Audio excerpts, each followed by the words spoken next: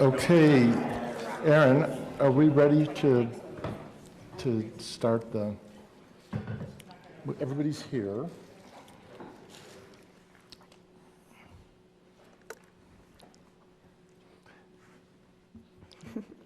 John, are you good? Not. Okay, we are good, Mr. Mayor.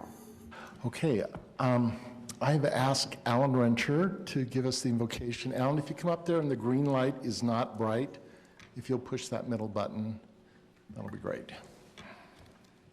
Our kind and merciful Father in heaven, we humbly present ourselves before Thee at this time, at the opening of the City Council meeting here in Highland. We're very thankful, Father, that we get to live here. We're grateful for the wonderful people that live here of all faiths. We're very, very thankful for their citizenry here in our community. At this time, we ask that Thy blessing would be upon our city, and that tonight, as we talk about the important business before the city, we could do so with clarity and alignment and kindness. We love Thee so much, Father. We pray that Thy hand would be over this wonderful city. We say this humbly in the name of our Savior, Jesus Christ. Amen. Amen. Thank you. And then Paul Adams is going to lead us in the Pledge of Allegiance.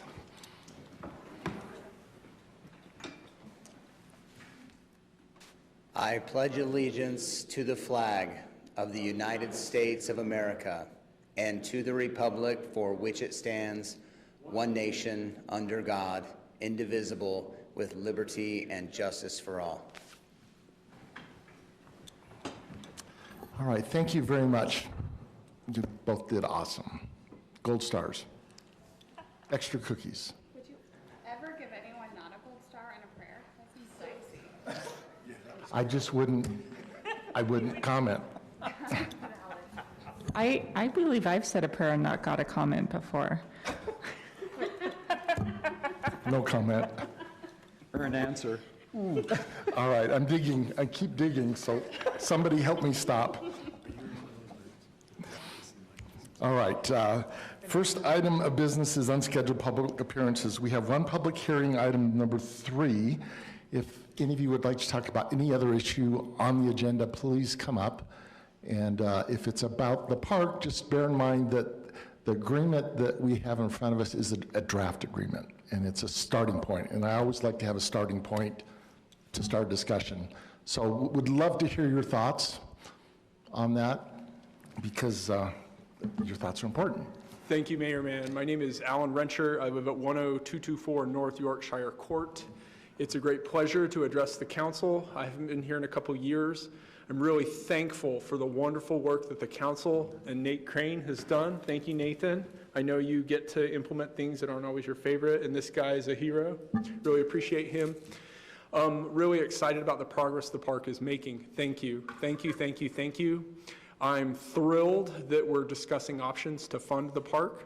I'd like to volunteer my services to help fundraise where appropriate. Additionally, I would just ask that as we negotiate, that we think really hard about our stakeholders and that we have lots of levers when we negotiate. We have time, we have number of fields, we have other funding sources. There's a lot of things that we can do on that agreement. And let's just be wise stewards over the future of that park. 15 years is a long time. And let's not give away the farm to get a mess of pottage. It would be great if we could put that agreement on hold for a little while and go try to get some more money. Let us help you do that. What if one proposal would be, and I know that there's comment on this later, Mayor Mann, but I've got to head home to take care of some business there, so I wanted to get my 2 cents in. Get them all in. Okay. That's it. And so I'm going to use all 1 minute and 33 seconds I have left.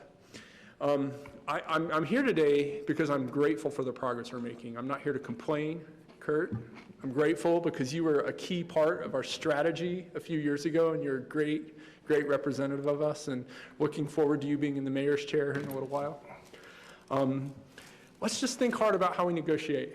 There's lots of people in our community who do this for their job, who are good at negotiating, and who know how to pull the levers to get what they want. And I'm not suggesting that we shouldn't have an agreement. We should. That makes a lot of sense, but let's not give away the farm. Let's not give it all away. 15 years is a super long time, and there's a strong precedence if you go look at some of the other parks in our neighboring cities on time entitlement and time-based limits on what they can do. And there's potentially some other entrepreneurial things that we could do if we got half the money, maybe, and finished some of the fields on our own, and then we rented them out to recoup some of that revenue. There's lots of different options that we have here. Let's be wise as serpents and harmless as doves. Thank you. Thank you. Anyone else?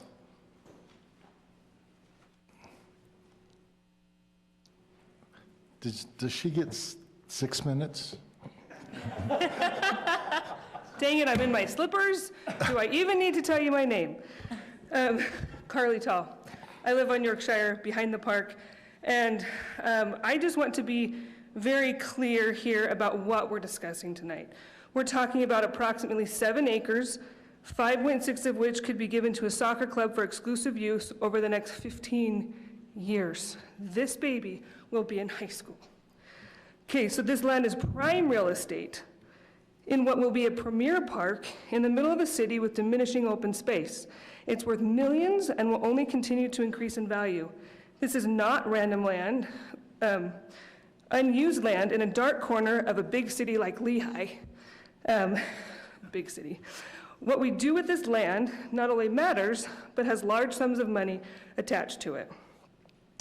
It's become clear through my emails to the council and the mayor how I feel about this land grab. While the proposed contract is a draft, I get it, it's a draft, and a starting off point for discussions, I still find it sharky and offensive to the residents of Highland. We are not asleep, and we do know what we have. Giving up land like this should be looked at cautiously and meticulously, with the primary concern being the benefit to the residents and no other party. I understand the concern for building the soccer fields really comes down to time and money. We've had this land for 14 years and still have yet to see the potential benefit from it. That's discouraging, I get it. But it's important to realize that this land was purchased nearly a decade before the homes around it were built. We now have an established group of neighbors who are all invested in things that are literally happening in their backyard. The challenge is no longer getting people to care about park development. The challenge is keeping the neighbors well-informed, organized, and able to work together. This has been a hard task over the last couple years as we are still in the planning and developing phase of this project. Since I've been around, I've seen 2 really expensive renderings of the park design, and I imagine we could see more. We need to nail down a design and pass the baton to the Parks Committee or create one specifically for this park. We need a final plan and a green light from you so fundraising can begin. If given a reasonable amount of time to fundraise and the residents still fail to produce, we should then start negotiating deals with clubs and other organizations. We are far too early in this process to give up such a large part of our park and for such a long time. I am of the opinion that a good deal today is a good deal tomorrow. If we fail to fundraise, SURF, or someone just like them, will always be on the sidelines ready to make a deal with the city. There should be zero pressure to sign on the dotted line at this time. I have a bunch of issues with the deal itself, but I have 10 seconds, so I'll just email them to you. Thanks for all you do, and I appreciate it. Thank you.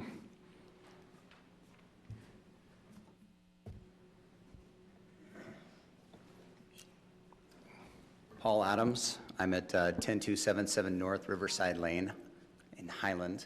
I didn't bring a speech that Carly did, which I probably should have, but I do want to echo what Alan was saying about our wonderful city council and the fact that we're moving forward. I actually purchased my house, which borders this area, because they said that it would one day be a park. Over the course of time, we've seen a lot of different additions come in, some plans and some movement. Like everybody else, we're very excited about this. And again, echoing what Alan is saying, is 15 years is a very, very long time, and especially when we are in trying to be more of an inclusive society and not necessarily excluding others from parkland, grasslands, or anything else. And I understand how important those fields are. As a Little League football coach, I feel like vagabonds traveling in Jerusalem trying to find places to play football. So I get it. However, in talking with Wesley Warren, who's done a great job in communicating this to our community, it has come to my attention that fundraising is something that we can now begin doing. So as a private citizen and also as with a vested interest, much longer than 15 years for this park. I have 7 children, and I'm probably only halfway done. Just kidding. But I have kids and grandkids. Texting your wife. So this park is going to mean a lot for a long time for us. In talking with Wesley, there's a lot of ways that we can fundraise here, and I am actually willing, my wife and I have discussed that we are willing to start the fundraising at $500,000 to put into the park for certain naming rights or for something else that we can actually put into this so that we can get the ball rolling. And I'll tell you this, I've been an entrepreneur my whole life. I've spent the last 10 years in Silicon Slopes. There are a lot of people around here with naming rights and with opportunities to sell plaques and benches and pavilion space and other things like that to have their name of a loved one or something like that there. That raising money is something that once you get the ball rolling, I have no doubt that we can find ways to fill that. So I think that that's something that we should be doing and moving forward. Thanks. Thank you.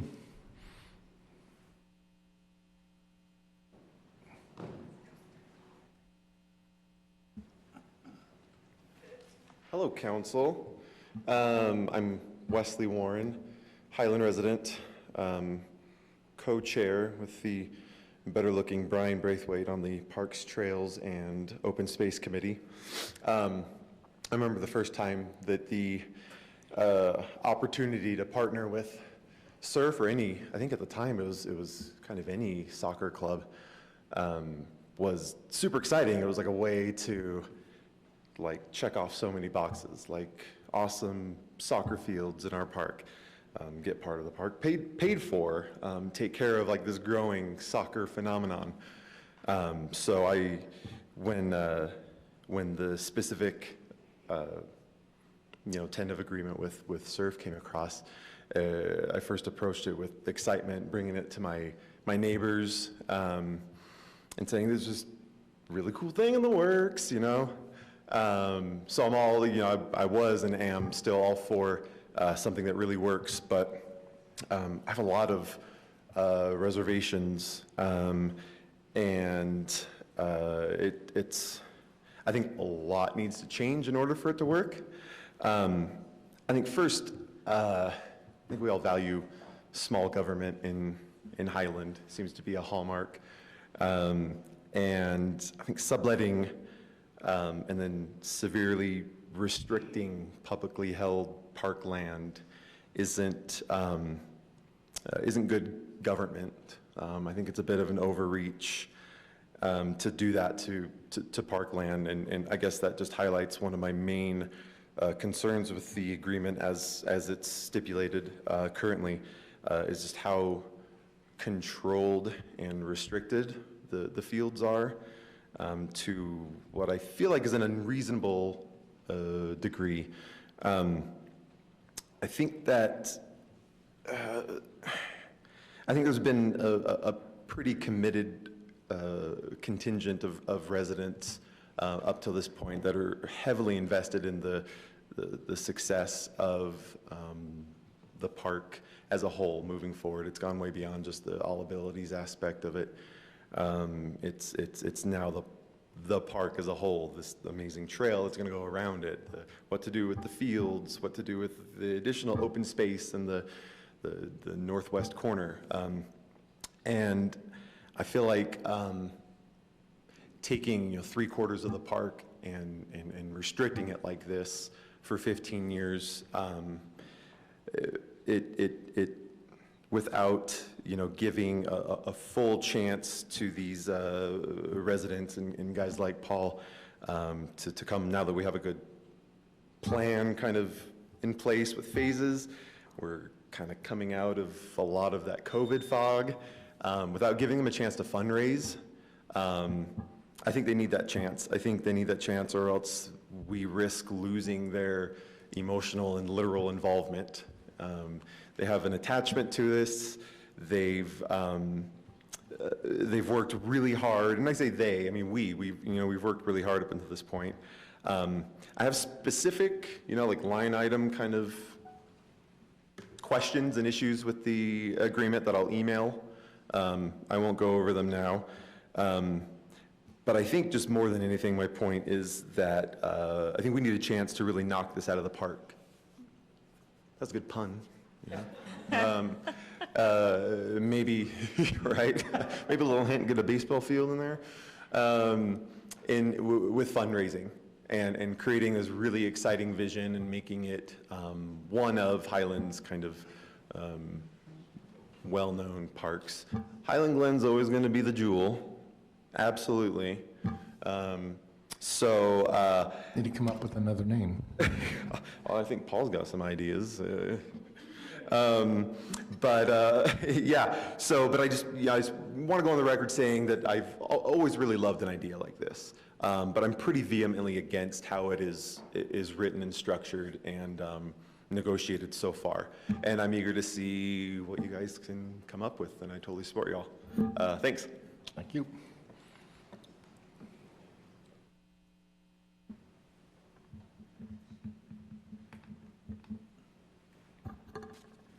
Hello, Council and Mayor. I just wanted to echo what Wes said about these residents. They are committed and dedicated to this park for sure. I also just want to read what I wrote. I sent an email to all of you today, and I just want to read that in the council meeting so it goes on record. I just wanted to write and let you know that I hope that Highland does not decide to lease the fields to surf soccer. This isn't the best use of the land for the residents of Highland, in my opinion. This gives exclusive rights to our public parkland to a private club, which I am opposed to at this park. Let's be creative and take the time to actively reach out to our community for donations for this park so that it can be a beautiful open space park that all the residents have the opportunity to enjoy and use, and not a park where only a private club has access to some of the fields all of the time. Many of our residents are members of the AF Rec Center, and they are always looking for fields to rent or reserve for the residents of both AF and Highland who are involved in their programs. Please don't tie the city down to a contract with one organization when many other organizations who also benefit Highland residents would like the opportunity to use these fields as well. Everyone should have a fair shot at reserving these fields in a public park, in my opinion. And I just want to reiterate that this is a beautiful piece of ground that I think it would be a shame to give exclusive rights to one organization when there's many people that would benefit. And these residents, as I said, are very dedicated. And fundraising, I think, I know people think that's just not going to work and people aren't interested, but I think if you really put together a committee to do this, of dedicated people, of some of these residents and some other members of the community, we could really make a difference. We could have fundraising, like a fundraising gala or something really cool that we could just get everybody involved in and have the residents really feel a part of this. And I think that we would be successful at it. Thank you.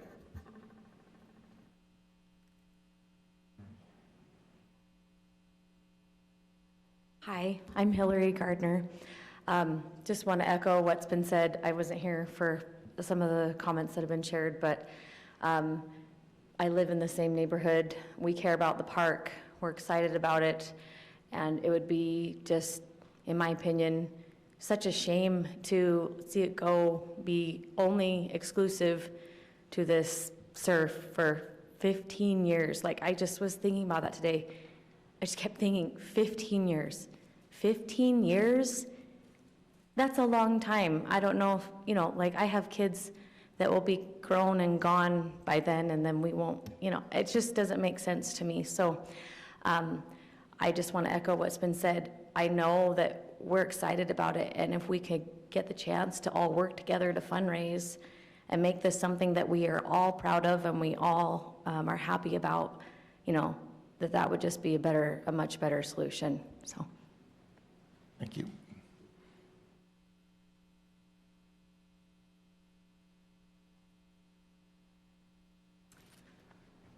My name is Therese Hansen.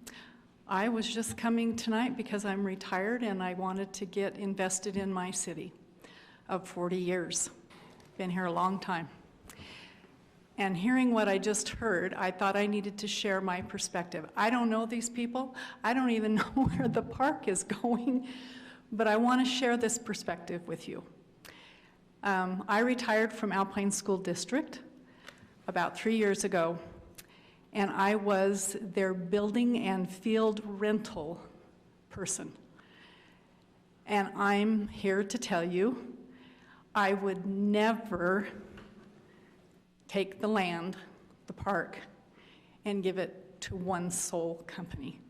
Now, I need to do my research, and I will go home and I'll get more informed about this. But based on my experience and my job, I would never do that. Never. There were a lot of problems when we were asked to do that with a soccer company, I will call it, a soccer group. It was a nightmare. We only did it for a short period of time. Before then, we decided that we would start managing it ourselves. The group was in it to make money, and they wanted control over being allowed to let who they wanted on the fields. And it was all about money and control. So I hope that'll just give you a little perspective on my experiences and maybe help in your decision. Thanks. Thank you. Anyone else? Okay, we are on to item 2, which is consent items. We have 2 items. A, approval of minute meetings from September 7th, and then item 2B, the purchase contract for 5401 West Pebble Lane. That was a $550,000 cash offer for the land that we have for sale there. Can you explain that money goes back to the county? Yes, so that doesn't come to Highland. The land was purchased with something called the Corridor Preservation Fund that the county runs, and you use it, you spend it, you buy land ahead of time. When the road is built, you sell the remainders, and that goes back into that fund so that somebody else can buy land well ahead of time, so that it's cheaper. And so that money that we collect will go back into a fund that we could potentially use, or other cities in the county could use in the future. Okay. Is there a motion, or any of them need to get pulled? Mayor, do you mind if I just pull 2B? I just have 1 or 2 fast questions on that. Sure. So I'll take a motion on 2A. I'll make a motion to approve consent item 2A, approval of meeting minutes. Is there a second? I will second it. Motion by Kim, second by Scott.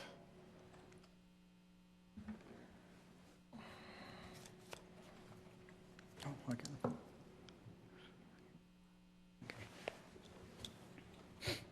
And that passes unanimously. Kurt, 2B. So, Mayor, I had a question. This is maybe for our attorney.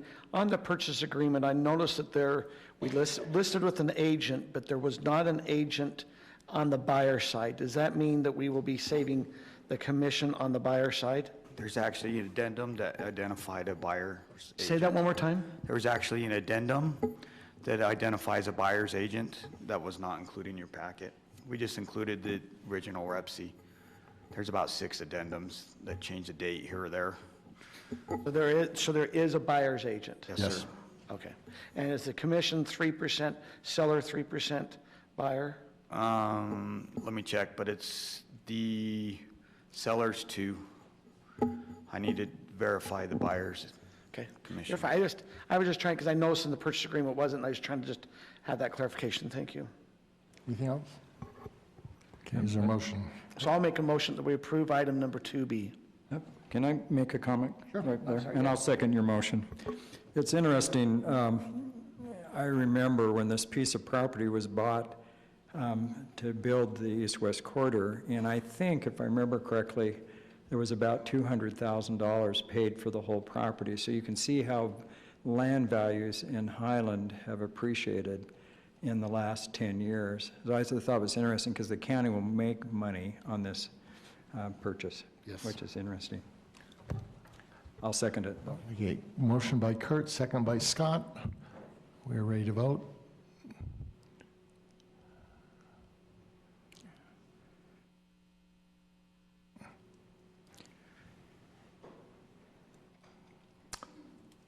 And that passes unanimously. Okay. We're going to hold a public hearing on the disposal of public property in Pheasant Hollow, and I believe Kelly is handling this one. Yeah, this will just be a very quick presentation. Okay, y'all have gone through this process a couple of times. The reason why this public hearing wasn't held with the plat amendment that was approved by the council on October 5th was we just missed putting out the public notice, and so now it was out on time for us to hold the public hearing today. And then after this is held and after the council, if they make a motion to officially approve the declaration of surplus property, then we'll move forward to with the real estate purchase and then bringing the purchase contract back to the council for approval. This is that property, which you can hardly see on that screen, I apologize, but that lot is 31,226 square feet. And this is in the Pheasant Hollow subdivision. And we as staff just recommend that the council hold that public hearing and then approve that disposal of property. So does anybody from the council have questions about the property? We discussed it quite a bit last meeting. Anything else before we open up a public hearing? Okay, we are opening up a public hearing. If anybody would like to comment on this, feel free to comment. Is there anyone online, Aaron? Okay, seeing none, we will close the public hearing. Council, any further discussion before you vote on it? I just have a question for Mr. Patterson. And this is just kind of a general question. There's been a lot of discussion recently about which we say conflicts of interest and higher ethical standards. I mean, but there's a legal standard that has been set in the past. So I've kind of struggled with actually the first, both agenda item 3 and 4, because, you know, theoretically, I have conflicts of interest in these. I live in Pheasant Hollow. Whoever buys this property will be paying HOA fees that may or may not benefit me, but at the same, and I have no intention of buying this property, but, you know, it makes me a little uncomfortable with all the discussion we've been had about this. And in number 4, I'm just going to jump ahead on there. There's talks about how these neighbors donated the Highland Foundation. I helped establish the Highland Foundation in 2013 and paid the legal fees to establish it. So I'm kind of conflicted on that too. So I would just like your opinion about where we draw the line, because I worry that sometimes we're going to handicap the council because we all have different degrees of conflict of interest depending on where we live, and we're a small city. So you could make a case with some of the open space arguments and different things that we have, that people that are on the council from open space may benefit from the decisions they make. So I'd just like a little clarification, because, you know, I feel like I probably need to recuse myself from these 2 items, but I'm just not sure. Do you know what I'm asking? I'm just kind of conflicted myself. Yeah. The great questions, and always a great topic to raise and make sure it's clear. As you've said, and we've discussed this, you know, several times throughout, you know, the past year, 2 years more, there is a legal standard for what a conflict of interest is. And to boil it all down, the standard is an officer of a city, an elected officer, a city employee, an appointed officer, cannot use their official position to further substantially their own economic interest or secure special privileges. And the language of that's telling. There's a lot of other rules, regarding having an interest in a business entity that's regulated by the city, or agreeing to help a business entity as they, or say a developer's coming forward and you work with the developer in some outside capacity. Special rules for that. But at heart, are there special benefits being given or received that aren't being given out to everyone? For example, the Pheasant Hollow HOA, sure, you might benefit in an indirect way because someone else is going to be buying this house and will be paying HOA dues. So at some point, your HOA will be able to do something that, that those dues will help with. That's not a special benefit. Someone will do that. Someone's going to buy it, and someone will be paying that, and you're not getting anything extra out of it. Same with using special privileges for others. You're not, using confidential city information to give someone a leg up on the property. As a corollary, there's no strict requirement for recusal. There is a requirement essentially that every city employee and officer needs to evaluate their personal interests. Where there's a conflict with the city duty, you're prohibited from using your office in that way. So the best way of handling that is to recuse yourself and make a public disclosure. I don't see a conflict with an HOA where you're approving a sale of property that the city acquired long before you were a council member, and now is just selling, and the money goes back to the county, doesn't mean go back to the city. You benefit in an indirect way. I don't see a conflict there. The property has to be sold.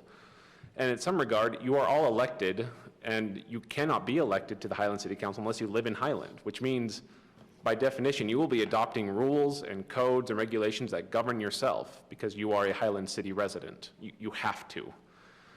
So the question is whether it's a special, unique benefit that no one else gets. Avoid that, and you're fine. Okay. So in this case, like with this property, I don't see a conflict there. Okay, thank you. Just since that came up, I think, in the Highland Municipal Code 2.04.070, standards of conduct, there are certain things that I see, like underneath B, there's 4 different items there as we talk about, and I think, I think this is a good discussion. I know we keep bringing it up, and I appreciate that, but like underneath. Let's make sure it stays germane to the agenda, though, okay? Right. Well, it's coming back on, but it's just about, as we talk about financial, so I think as we all look at it, as official may not use their position to influence governmental decisions in which they have a financial interest, or they secure an economic benefit themselves or for another. And I'm not sure, as we're talking about that, I think, Rob, that's where you kind of brought up is if you're in an HOA on this situation, Scott's not personally financially benefiting on this, so. Okay, so any discussion on the motion or non-motion to approve the property for disposal? Seeing none, I would entertain a motion. I'll make a motion. Awesome. I move that the city council approve the property disposal and direct city staff to proceed with the real estate sale. I'll second. Motion by Kim, second by Brittany. We are ready for a vote.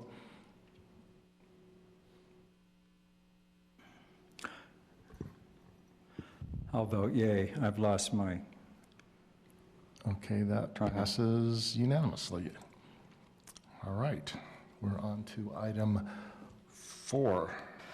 Careful, council, we might get out really early today. That would be bad precedence.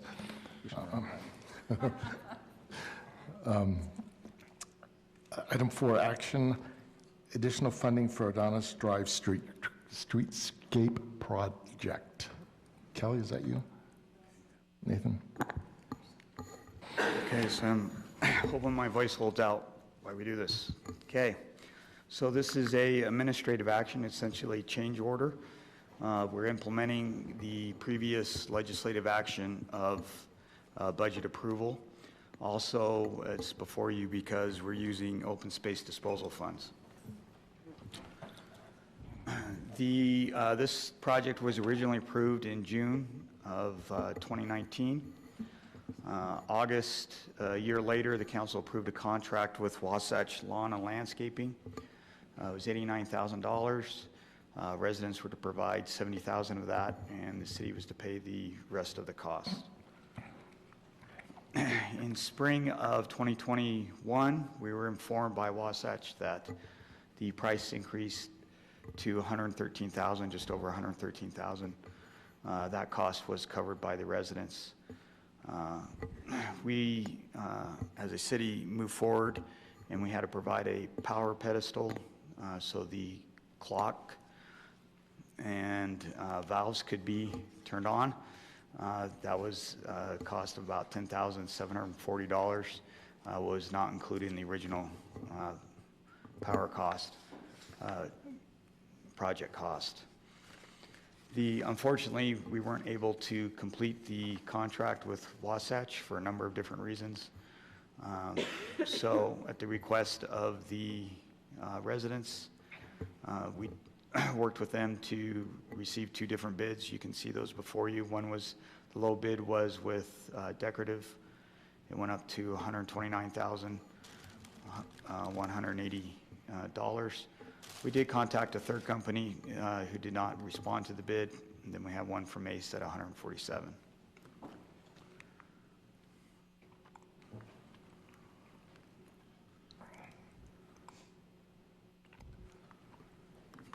So the total project costs are $139,000,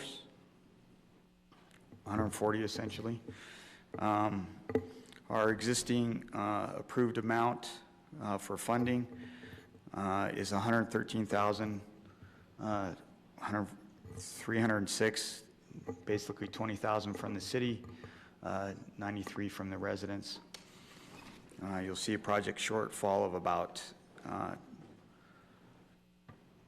$15,000, $16,000.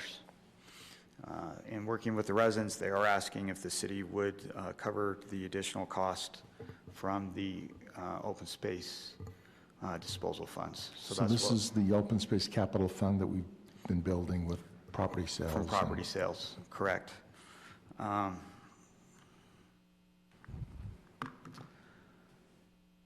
So we have approximately, as of January 2021, the city has collected $69,000 with another $11,000 to be collected from purchases in the Mercer Hollow subdivision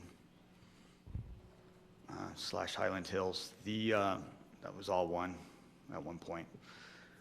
And it's really up to the council if we want to proceed with the use of those funds for this project. So happy to answer any questions that you have for you at this point. I have a question. So you said, and it says in the packet, that this is administrative, correct? Correct. So then, can you explain again the difference between administrative and legislative? Because I thought when it's administrative, then there's not so much of a choice, right? So if this is labeled administrative, can you just explain that to me? Okay, so administrative actions are implementing policy decisions. The difference here is that we are, what you're referring to when our hands are tied, specifically is land use cases. We have very, very strict requirements in what we can and can't do in land use cases. Outside of land use cases, in administrative actions, the use of funds is at the discretion of the council. So a difference, and Rob, can you confirm this? If it's an administrative action, it can't be referred by to the residents for voting. If it's legislative, it can be. Exactly, that's the primary difference in terms of the effect of the decision. Administrative simply means enacting, you're carrying through on something, a policy or decision that's already been made.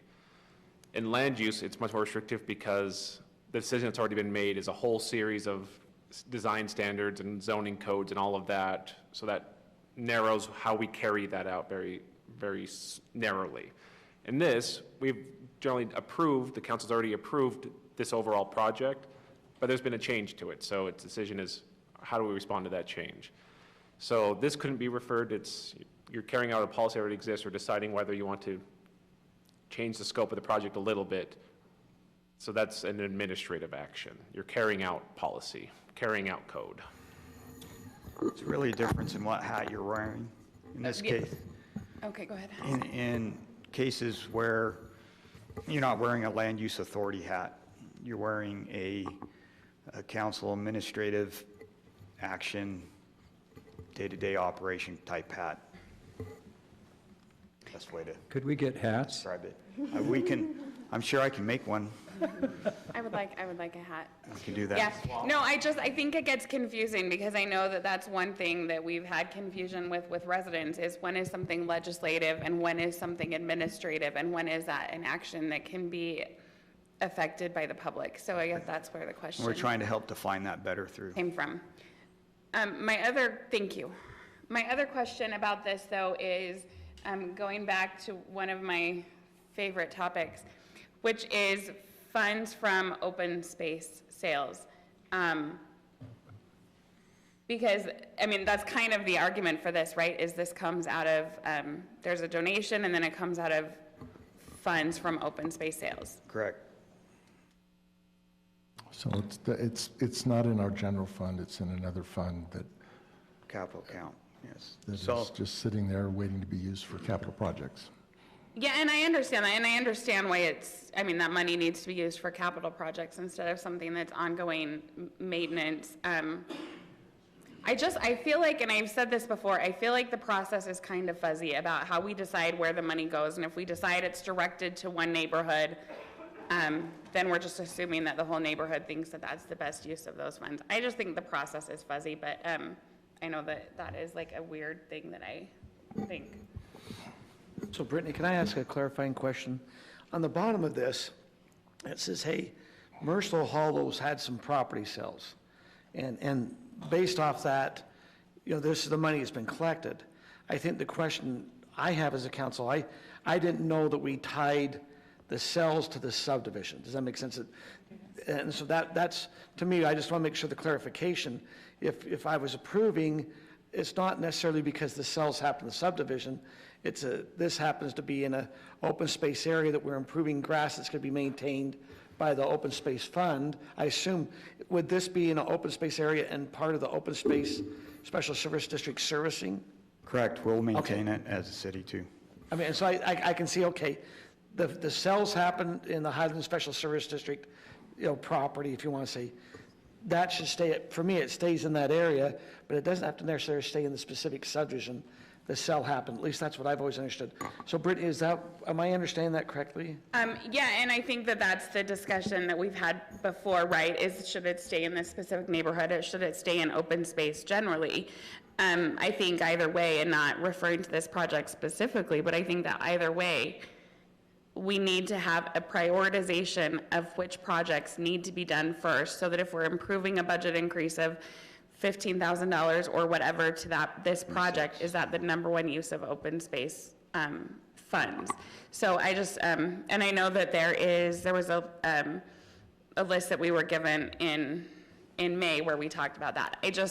I would really like that to be clear when we start selling more open space, and as we're making more decisions about that money, I would just like to be really focused about how we do it and make sure that we're prioritizing correctly. That's all. I appreciate the comments that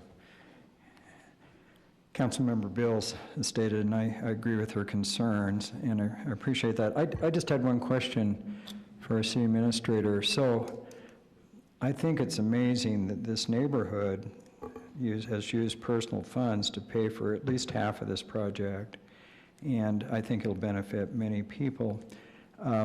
As I said before, I'm kind of the council liaison with the Highland Foundation, and I know they donated $70,000 to the foundation, and I know the foundation returned that $70,000 to the city. So I wasn't quite sure if I understood the $68,842.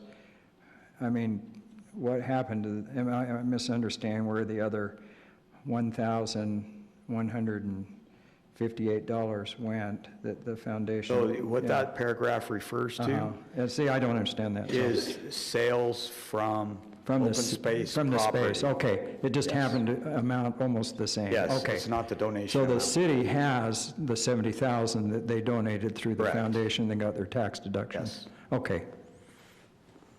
Just so I said I was done, but I guess I'm not. Adding on to Scott's point, I love that the residents have stepped forward and offered to donate, and I think that anytime we have residents who are willing to step forward and offer to donate and help, that we should take advantage. Yeah, they're covering 2/3 of the cost, so that's. Yeah, and I that's really, pretty good. yeah, I think it's great to have residents jump in. You know, Brittany, that comes almost like you said, your priority point. It might move it up a little bit in priority because now you have matching funds to help towards the project. So, I absolutely agree, and I think we should go forward with approving this. Any other discussion? I'll make a motion. Sure. So I move that the city council approve the additional funding and authorize the mayor to sign a contract with Decorative Landscaping to proceed with the construction of the Adonis Drive streetscape. Is there a second? I'll second. Motion by Scott, second by Kim. We are ready for a vote.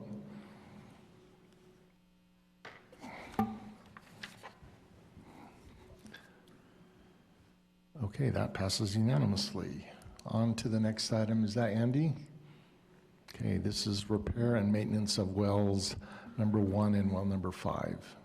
I think the council is aware that in our utility rate study, we had, oh, I just have the one. Oh, you just have one Just slide? the one motion. Apologize.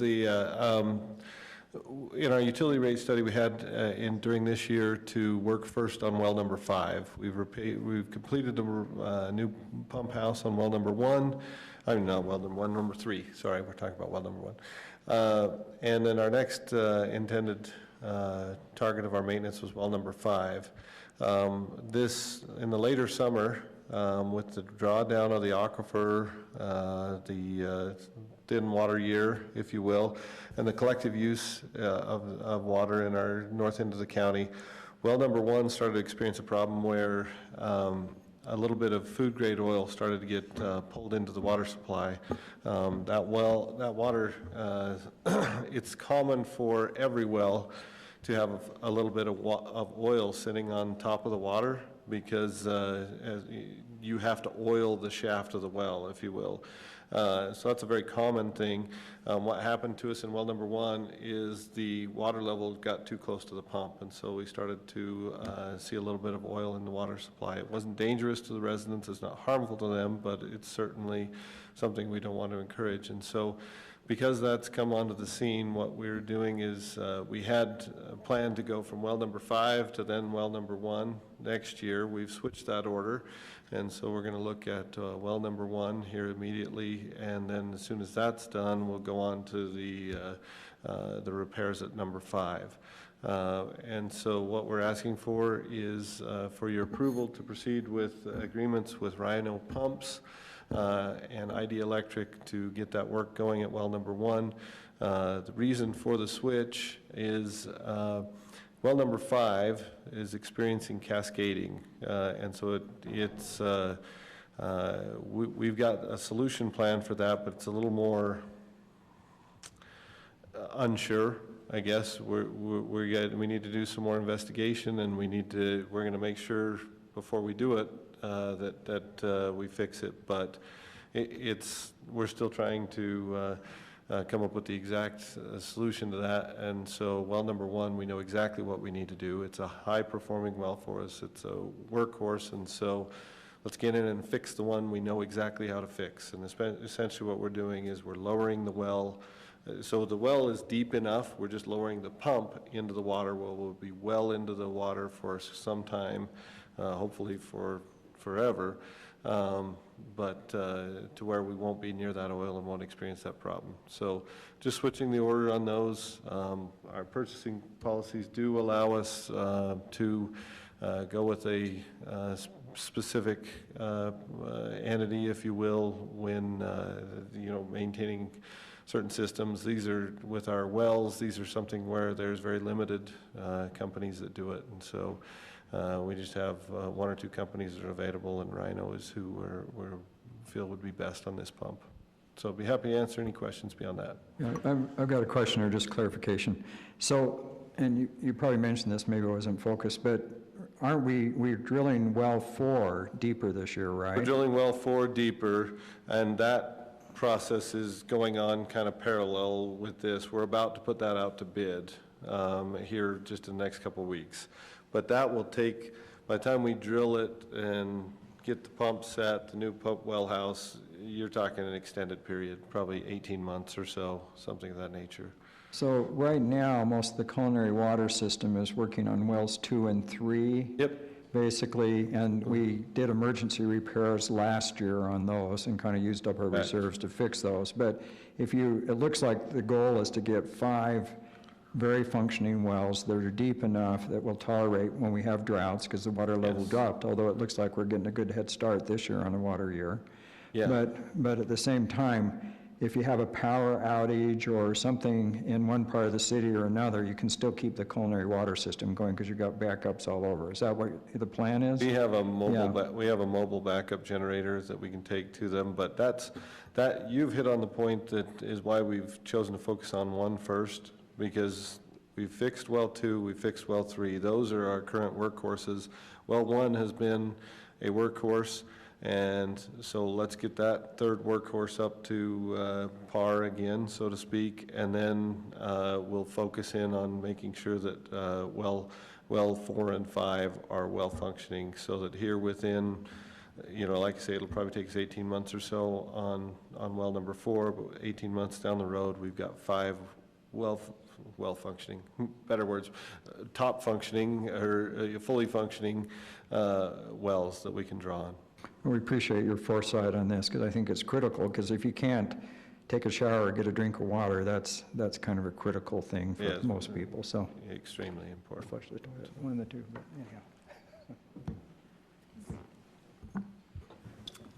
anyhow. Any other discussion? I'm ready for motion then. I'll make a motion. I move that the city council approve the work associated with well number 1 by Rhino Pumps and Idea Electric not to exceed $120, $560, and 60 cents, and authorize the city administrator to execute any necessary agreements. I'll second it. Motion by Kim, second by Scott.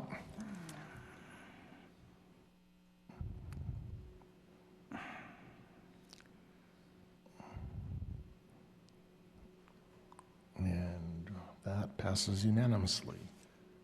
All right, next item. Discussion public-private partnership with USAC, and I think, is that Brian?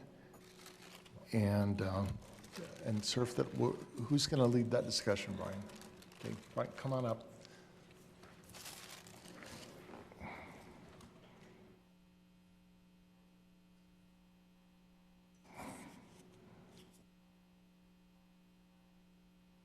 We finally get to something interesting on the agenda. Yes.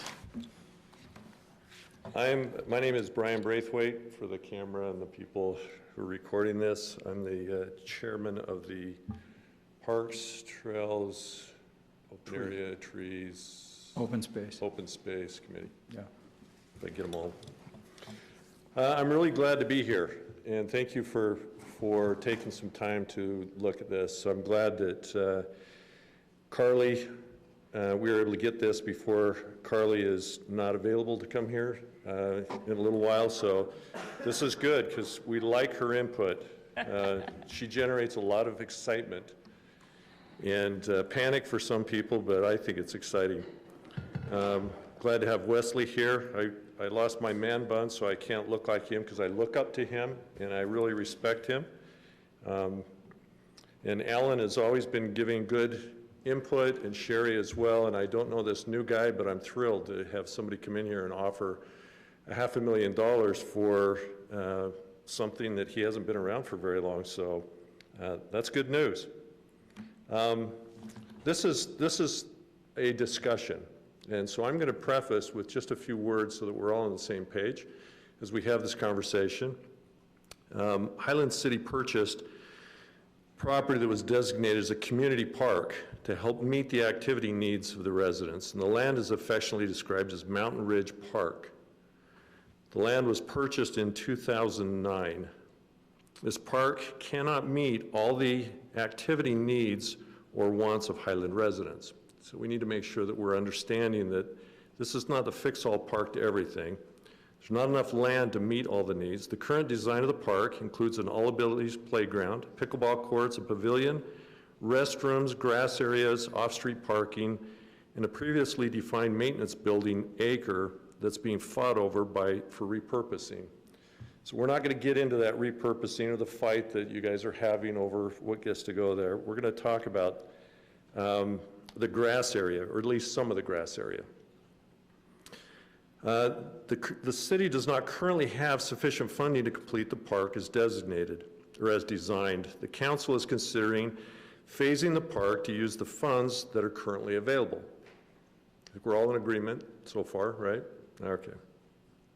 The council has options to generate the cash to finish the park. First of all, you can remove cash from one of the other budget items that you work with and allocate it to the park. I do not believe that's physically sound because of the negative impact it'll have on these other critical areas, and I think you're pretty much the same place. So that's really not a fair option. You can acquire bonds, which is debt, and finish the park, which has not been popular and hasn't been successful so far, but it's still an option.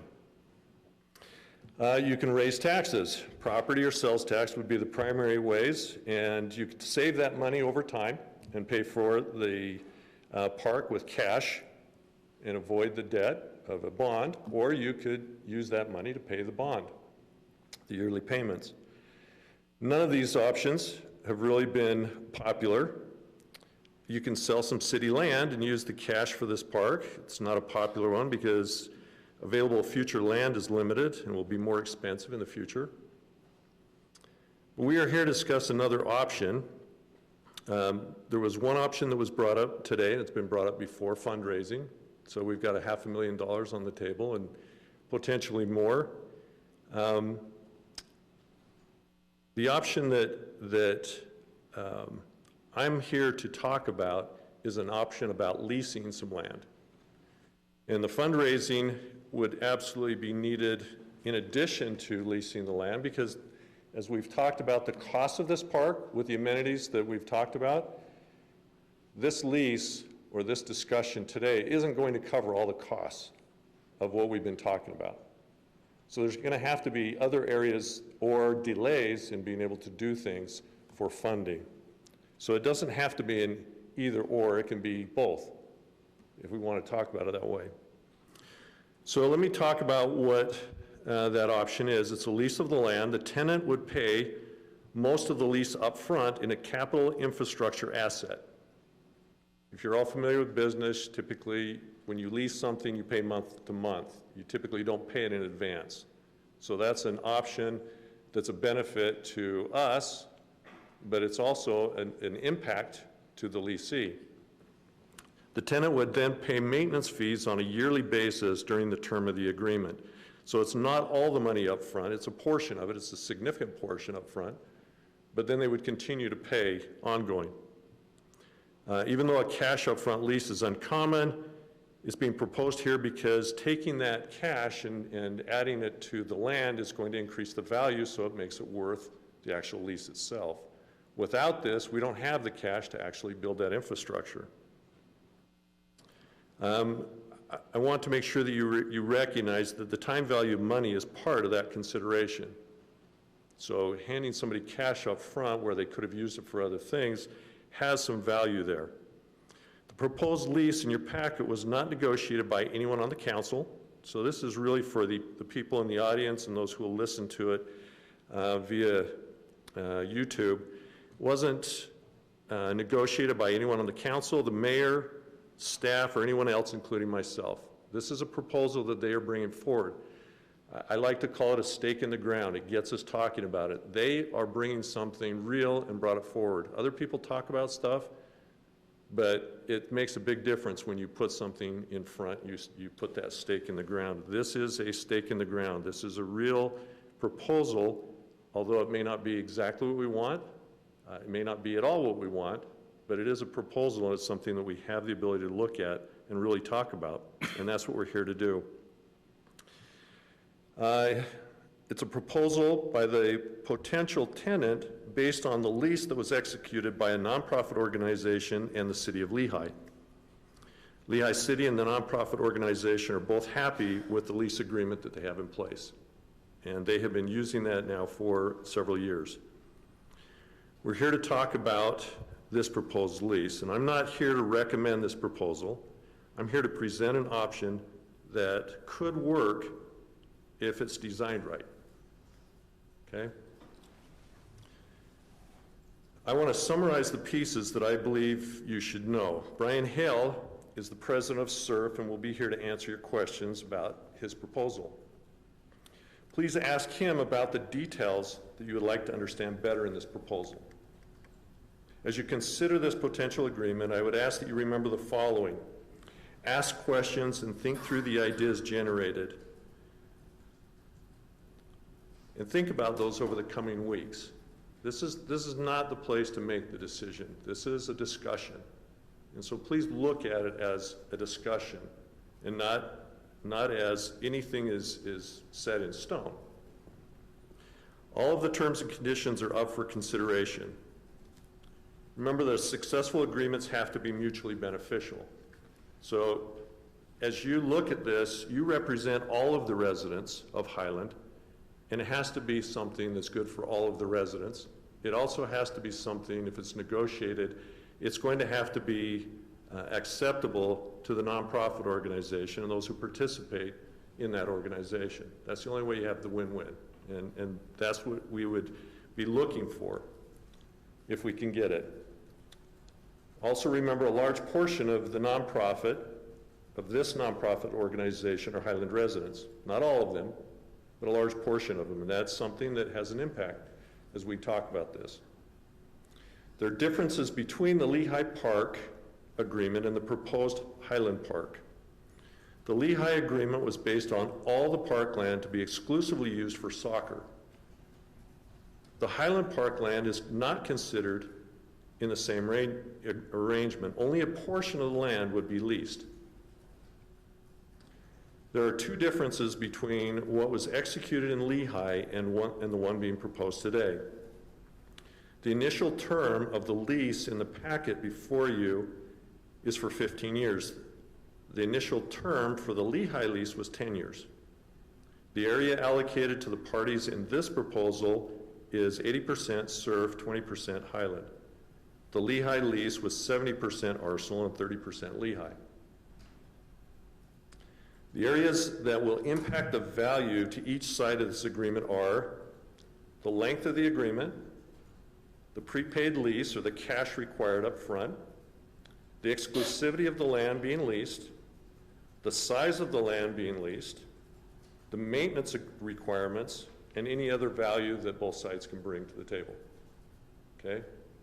Those are the key elements that I want you to be focusing on, and let me talk about what the proposed lease is. The length of the agreement, the proposal is a 15-year term with an extension to be negotiated at 7 years. Okay? A $1.58 million in capital improvements.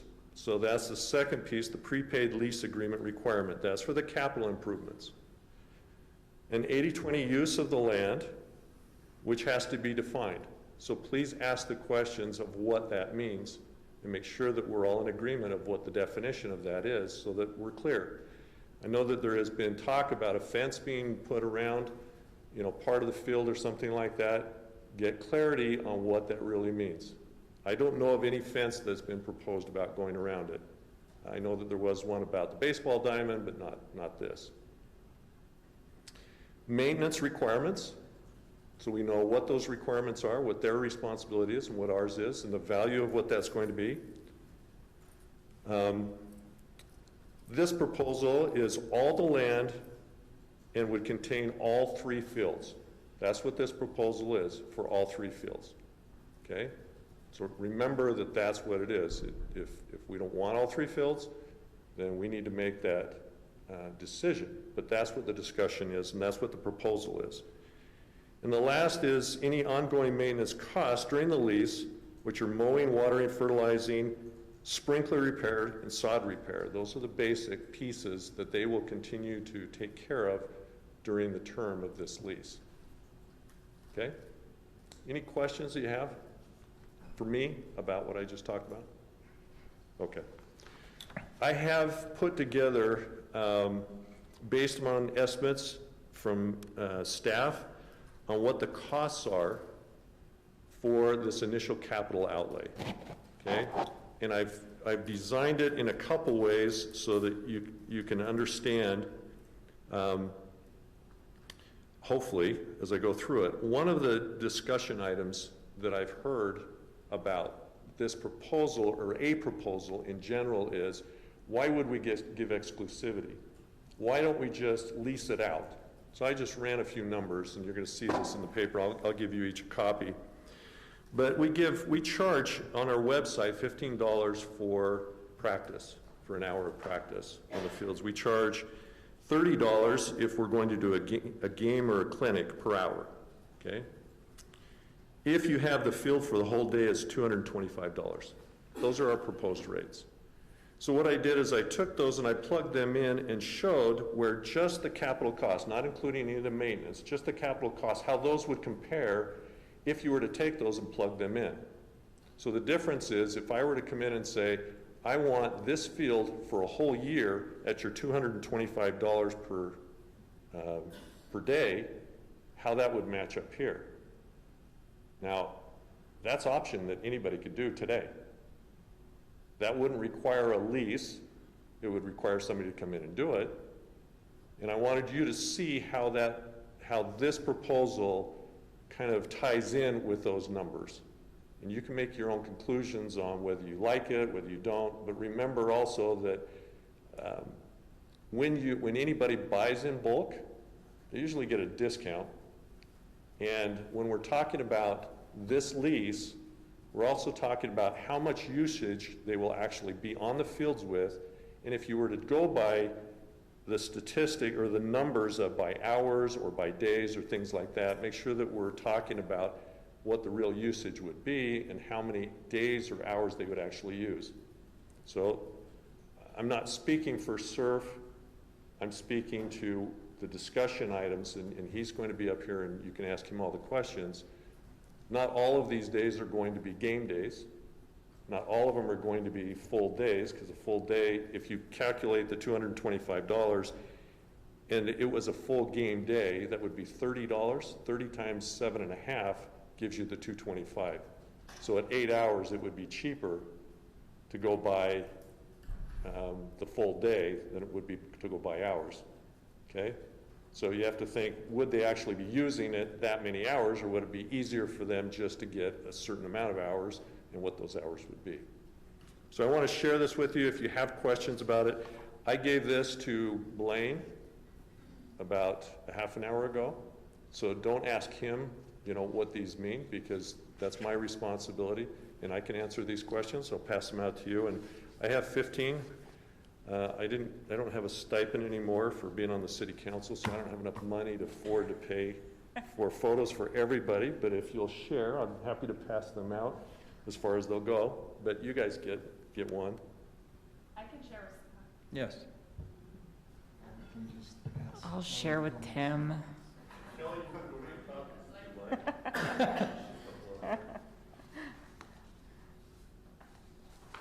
I got 3. Are they the? Yeah. Okay.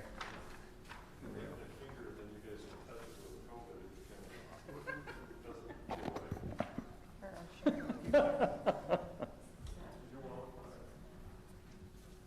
you keep that. Yeah. Where for showing.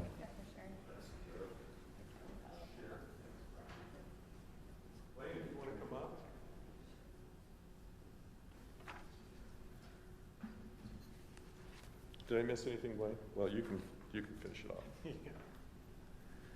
Hi, I'm Blaine Hale. I went to Highland Elementary and Mountain Ridge Junior High. Now I'm back here raising my family. So I'm happy that there's excitement about putting a park in, and I'd love to collaborate and put something together. I'm grateful for the encouragement to say, hey, this has already been done. Maybe we should try it here. And for someone as inexperienced as me at stuff like this to kind of copy and paste and put it forward and say, let's get the ball rolling. And so I'm very open to what we want to do here. And that's the short version. Can we ask questions? I've got 2 or 3 questions just to kind of start off. Yeah. As I read through this, in the master design of the park we have it at this point, we have a walking trail around the park, and it goes up behind these fields. But yet in this agreement, we're talking about maybe fencing these fields. I just wondered how it affect the parking trail. That's the walking trail. That's number 1. The second thing is there was a big debate about having a park maintenance building on kind of the northwest corner of this property. We decided to move the maintenance building over by the community center or the old city hall. And yet in your agreement, you talk about having another maintenance building plus some extra bathrooms and things, but we're already building restrooms on the north end of the park.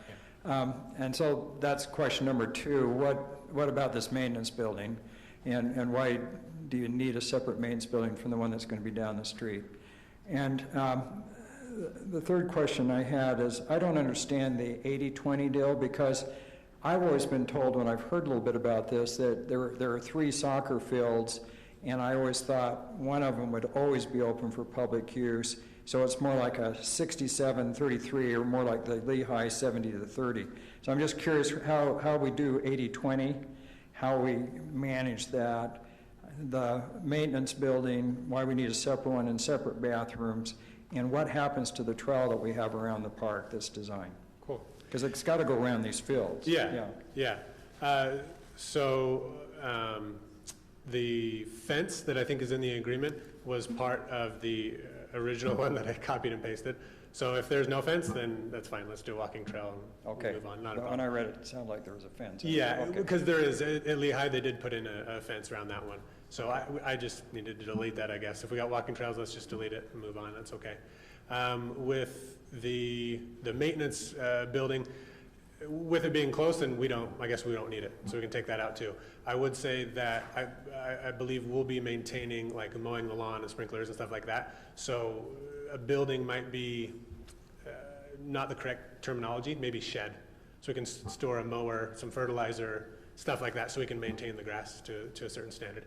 And then thirdly, the 80-20, it probably needs to be reworded because it's not the whole park. It's, I thought, like the largest part of the park, like 80% of the whole park, and then only 20 of it was like the other grounds that were for the playgrounds and open space and walking trail. So it probably just needs to be redivided. If we're talking just about the fields, then yeah, we probably need to get, we need to change that as well. So I'm open to that. Yeah. Okay, so I have a question here. So Surf would have 80% usage of this, and then the city the other 20%. What type of usage would residents be able to do on that 20% of the time that they are allowed to use it?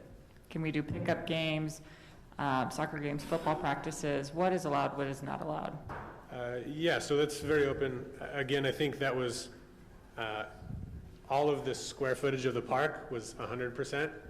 And looking at the square footage, about 80 of it would be soccer fields and 20 of it would be other stuff, right? Okay. That didn't have anything to do with soccer. So I think that needs to be probably reworded to say, of the soccer field usage, the split would be X, whatever that is. Okay. But maybe to answer where this question is going or the root of it, it can be really anything.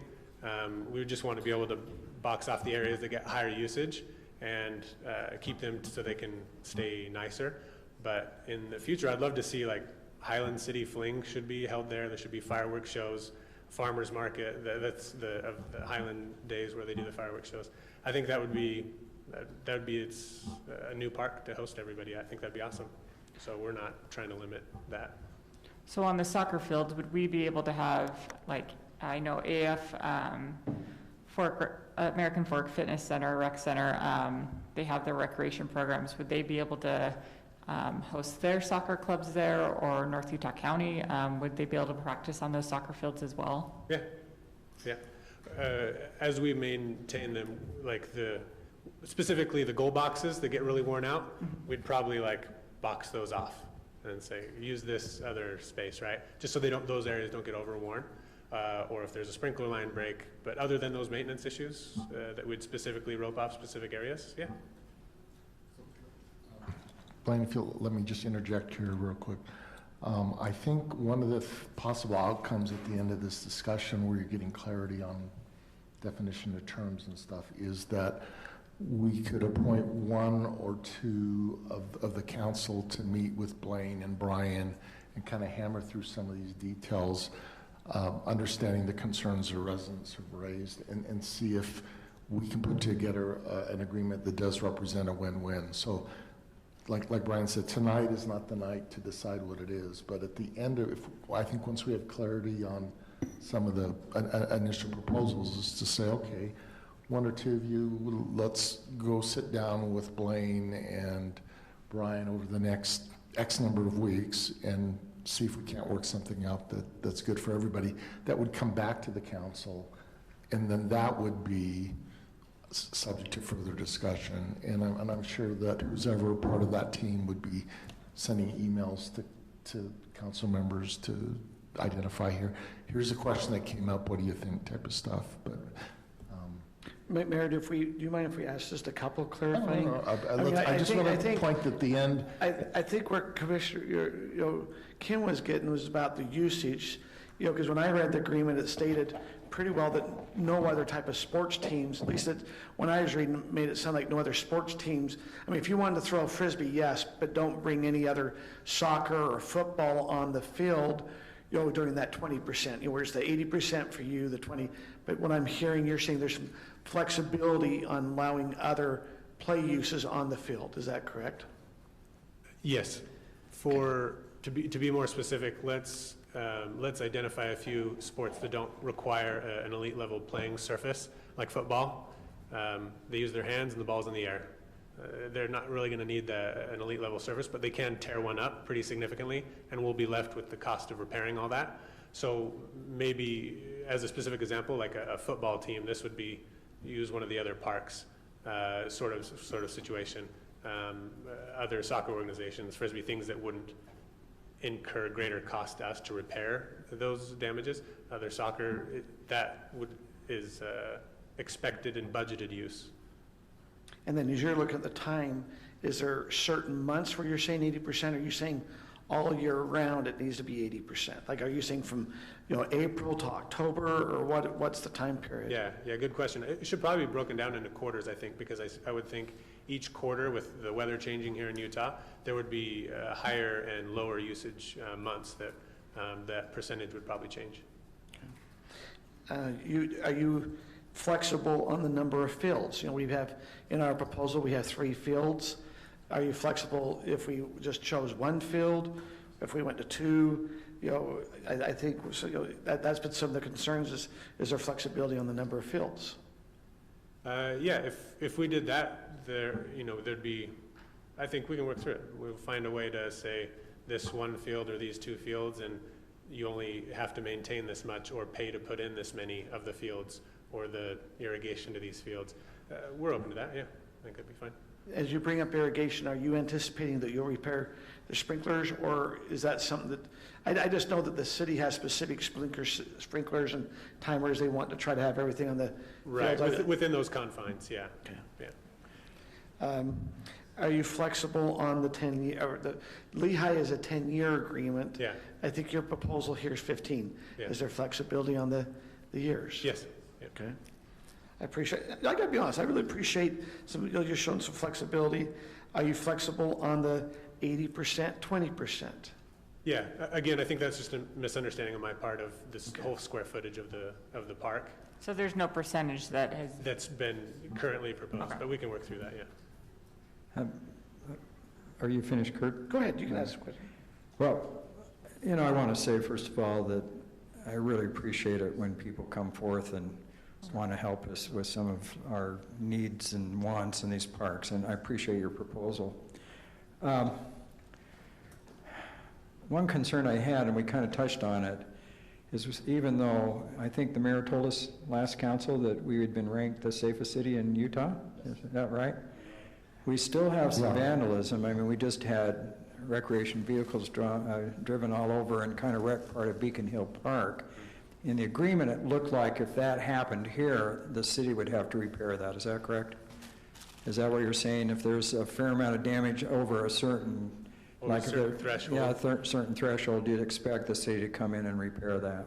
I think it would be fair for us to figure out a way for the wording to say, if there's vandalism, let's work together to find the best possible solution. It's not your fault that it happened, it's not our fault that it happened, so let's work together to find a way. I think we should change the wording to make it, unless we could fence it in, then it's really is, that would change it, but we don't want to do that. So I think that wording probably came from that part of the agreement came from if it was fenced in. But Right. yeah, we're happy to work with that. I think that's fine. So if it's not fenced in, how do you enforce the percentage of usage? I mean, if we had public out there playing and it's time for your teams to come in, do you just say goodbye? I mean, how do you enforce it? I mean, I was kind of wondering that when I read through there. Yeah, that's a good question. So at the other one, they do have fencing and signage out for usage details, similar to this park closes at this time and after dark and things like that that are posted at other city parks. There's similar postings at this park, and I think we could follow that line to begin with, and then work something out. Not the word enforcement might not come across like we have that authority. So maybe it's not really enforcement we want to use here. Maybe it's how do we work with the community members and saying like, if you have this space, let's work to say, okay, here's the goals that we set up for you, or here's the space that we've designated for you. So I think that you works. did it with signage, basically, saying this part of the soccer field is a reserve. Yeah, and I wouldn't know. That's not my specialty. I don't know anything So about enforcement let me stuff. ask staff, because we have that issue today with field reservations. How do we deal with conflict on that? To be honest, excuse me, to be honest, Mayor, we have not found a good solution for that because we don't have a dedicated staff member really over reservations and managing that. So here and there we'll get complaints. We've had the police department help us out on occasion, but we really don't have like a mobile staff member who can go out and say, hey, this person's reserved the field, please stop using it. So we've tried to work it out as amenable as possible, but we don't really have a good solution. I mean, is there really conflict? I mean, do people actually have fights over this? I know that Fights is a strong word, but we've certainly had, especially some people get really frustrated when they go through our reservation process, when they pay their fees, and then when somebody else is on the field. And I can understand their frustration there. So I wouldn't call it fights, but we've had disagreements and frustrations. I just know my son's soccer coach will rent out Mitchell Hollow Field, and he'll show up and Surf will be on there, somebody else, and he just says, here's my reservation, and they're like, okay, yep, it's reserved. And that's great to hear that most of the time people can be adults and work things out. And every once in a while, unfortunately, we get the bad situations where somebody refuses to leave. Okay. Are you saying that, is it usually because they have a game ongoing and then someone shows up where they have a reservation? Is that usually where the conflict, or is it just people? I haven't heard of games. It's mostly practice type situations. And I get that. Once you get your kids out there, you don't want to have to move them either. And so we, just encourage them to work it out. A lot of our fields, you don't need the entire field to hold a practice, right? You can kind of split it in half type of a thing. So we've tried to encourage that kind of a That was my next situation. How many fields do we have where there's more than one field next to each other? I mean, like, if here, just hypothetically saying we had one or two that here was surf, you have a field that should be free, how many fields do we ever have where we have two that can reserve at a time next to each other? Lone Peak Fields have two. Okay, that's right, Lone Peak. I think Mitchell Hollow has at least two. Right. Are we seeing a lot of conflict over the Lone Peak Fields? The conflict that I know of is at actually the Town Center Park right over here, Town Center Meadows. Let me just add, we do have a code enforcement person that we could maybe expand. That may I go only say it compliance. because He might may or be may in this- not be in the audience, Yes. as a resident. Can he raise his hand, please? And we hired our new code compliance person after the main, field reservation season. So that's something we could absolutely look into in next year, I should say. Can I ask a couple questions?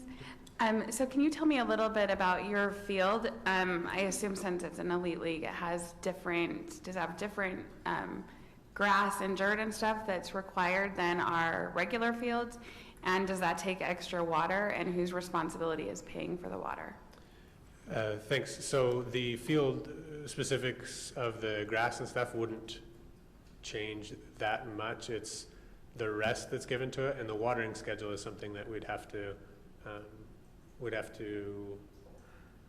build into it as well and talk about.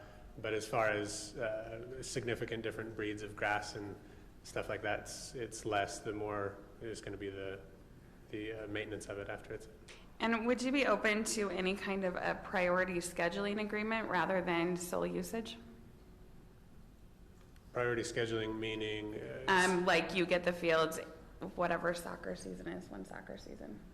My kids don't do sports. So like April to, when is soccer season, Kim? I mean, it starts, when it's warm out, so April. From when it's spring, warm fall, to when it's fall, snowing, Yeah. like you get Monday, Tuesday, Wednesday, 2 to 6 or something like that, rather than 100% solely or 80%. Yeah, I think that was the idea between maybe splitting it up into quarters and saying maybe during this quarter there's a higher usage in this quarter. So I think that's a good idea. Yeah. So let's take your typical, let's see here, let's say May, June is kind of when it's heavily used. What would be your typical usage of that field during those peak months? I mean, how many practices, games, what are we talking about here? Is it an all-day thing or a few hours, or what are we looking at? It's usually a few morning time hours and a few evening hours. So midday in those summer months that you mentioned would be open most of the time, unless there was a specific event scheduled, of which there would be 3. And then Saturdays probably reserved most of the day for games? Not during the summer months, no. Saturdays would be primarily open most of the summer. Spring and fall? Spring and fall, yes. Yeah. Saturdays, yeah, all day. So correct, yes. In those spring and falls, Saturday would be an all-day thing. Yeah. What percentage are you seeing part of surface from the Highland area? Percentage of?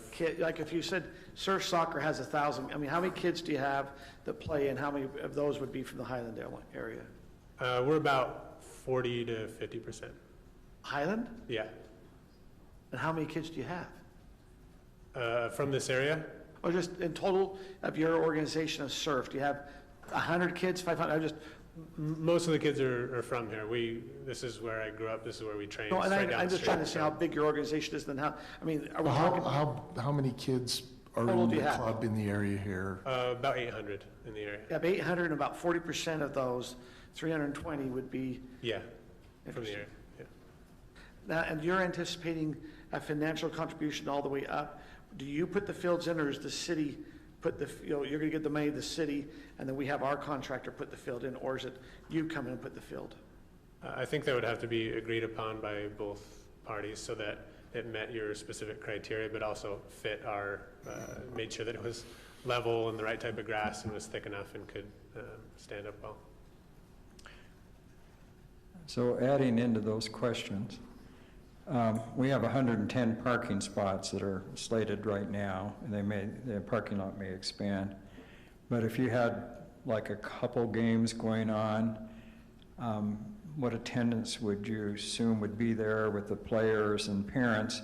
Would you consider building bleachers? I mean, I'm just kind of curious how many people would be there, because there was a lot of concern when there was some talk 2 or 3 years ago about pickleball tournaments.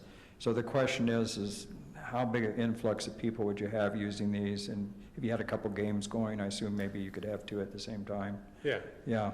There wouldn't be any intention to do bleachers. That would damage the grass and cause more work for us. So people just stand around and watch. Chairs, yeah, bring lawn chairs and sit down. As far as the parking situation goes, really depends on the age group of the teams and how well we schedule it. We do run a few tournaments across the state for which we do the scheduling to offset traffic flow so that it doesn't overburden the parking lot or people trying to get into the fields and out of the field. So we're experienced in scheduling it so that wouldn't overwhelm the parking situation. How many cars do you see usually come for a game? I mean, I don't know if you know those. I mean, are you saying, okay, per game we have 40 cars? I think Scott's what you're trying to help us understand what impact the games would have on our parking needs. Yeah. Yeah. So if every parent of every child drove for a 13 or older game, that's the most kids on the field at a time. Your roster size is going to be an average of 16, 17 players. So 2 teams of 16. And then we have, if every parent drove their kid and didn't drop them off. And then we have 2 fields or 3 fields all at the same time, which we wouldn't do. They would be offset schedule-wise. That would be the worst-case scenario. Are you thinking any concession stands? I don't know if that's, no. You don't worry about concessions or things that way? No. They could have bubblegum machines. I think they should. Now, you're laughing at the next Definite question. conflict of interest. Thanks, Scott. Hey, this could be kind of a silly one, but it's probably, we have pickleball there. Sometimes people complain about the pinging noise. Is there going to be any conflict with the soccer game and a pinging noise or anything that way going on? Not any more than the parents on the sideline or the whistle of the referee, I think. I just have a question, because I feel like what we have in our packet is a little bit different from what you're telling us. I'm just looking over what it says for city obligations. The city is obligated to post signage stating that the fields are not to be used for scrimmage or pickup games, and we need to provide enforcement as well. So I guess I'm just want to reiterate, we can use this field then for scrimmage or pickup games and other organized sports, because then it goes on to say that no organized events are allowed on it. Yeah, I think that's part of the copy and paste that we can review. This is a starting point for us, so yeah. Okay, so this is just completely rough. Yeah. Okay. Yeah, I just want to get the ball rolling. Yeah, I just know the Arsenal fields in Lehigh for sure. It's that is how their fields are. I mean, I think in the contract it says that residents are allowed to fly a kite on there, but that's pretty much it. Yeah, my intention is not to be that restrictive. I grew up here. I want to build something that'll be in the community for my kids too. So I would be interested in knowing just kind of what you've heard from us as far as what our questions and concerns are. Do you feel like still that this is a good fit for you and your organization and what you're trying to do? And then I would also be interested in hearing from council what, kind of what they're thinking, so that we know if this is like a conversation we should continue tonight, or, or look at the agreement again, or not talk ever again. I don't know what it would be. I'm just, no, I don't want to do that. But no, I'm just interested now that you have a good idea for what we're looking at, because like Brian said, it has to work for everybody. Yeah. So what are you thinking, kind of based on what you've heard? Yeah, please continue to find out where it doesn't work and let me know, and let's find a way to make it work. Very open to it. So nothing that we've said or asked you has made you think this wouldn't work for us? No, unless we're doing tractor pulls for Highland fling across the fields or something like that. But. The tractor pulls are more unauthorized in the middle of the night, I think. Yeah. Okay. Thank you. No. I think back to Brittany's question. I think, just listening here, we've got a partner that seems flexible. So I would be interested to see. I'm not necessarily interested in all 3 fields. That's not kind of. I think we need to have some. If it be 1 or 2, that's where I'm kind of thinking, so we can at least keep some fields open. But from what I'm hearing now, once we get to the contract, it might change. But I'm hearing a very flexible player that sounds like this might be a good partner. I'm just saying that we could maybe structure, as we listen to residents, the concerns, we might be able to structure something. So that, Brittany, is that kind of help? That's kind of what I'm thinking. Yeah, no, I think that that's helpful, and I think that what is being presented feels pretty different than what's in the packet. So Yeah, so that's helpful. So are there council members that would be anxious to help work with Brian and Blaine on putting together something that they could bring back and we could discuss further?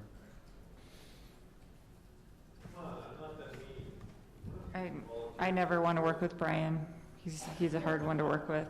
I don't want to, I'm happy if there's other council members that wanted to try to step up, but I'm happy to be involved and to talk through things, but it'd be good to have another councilor, or if there's someone else that really feels strong, I can step down, or.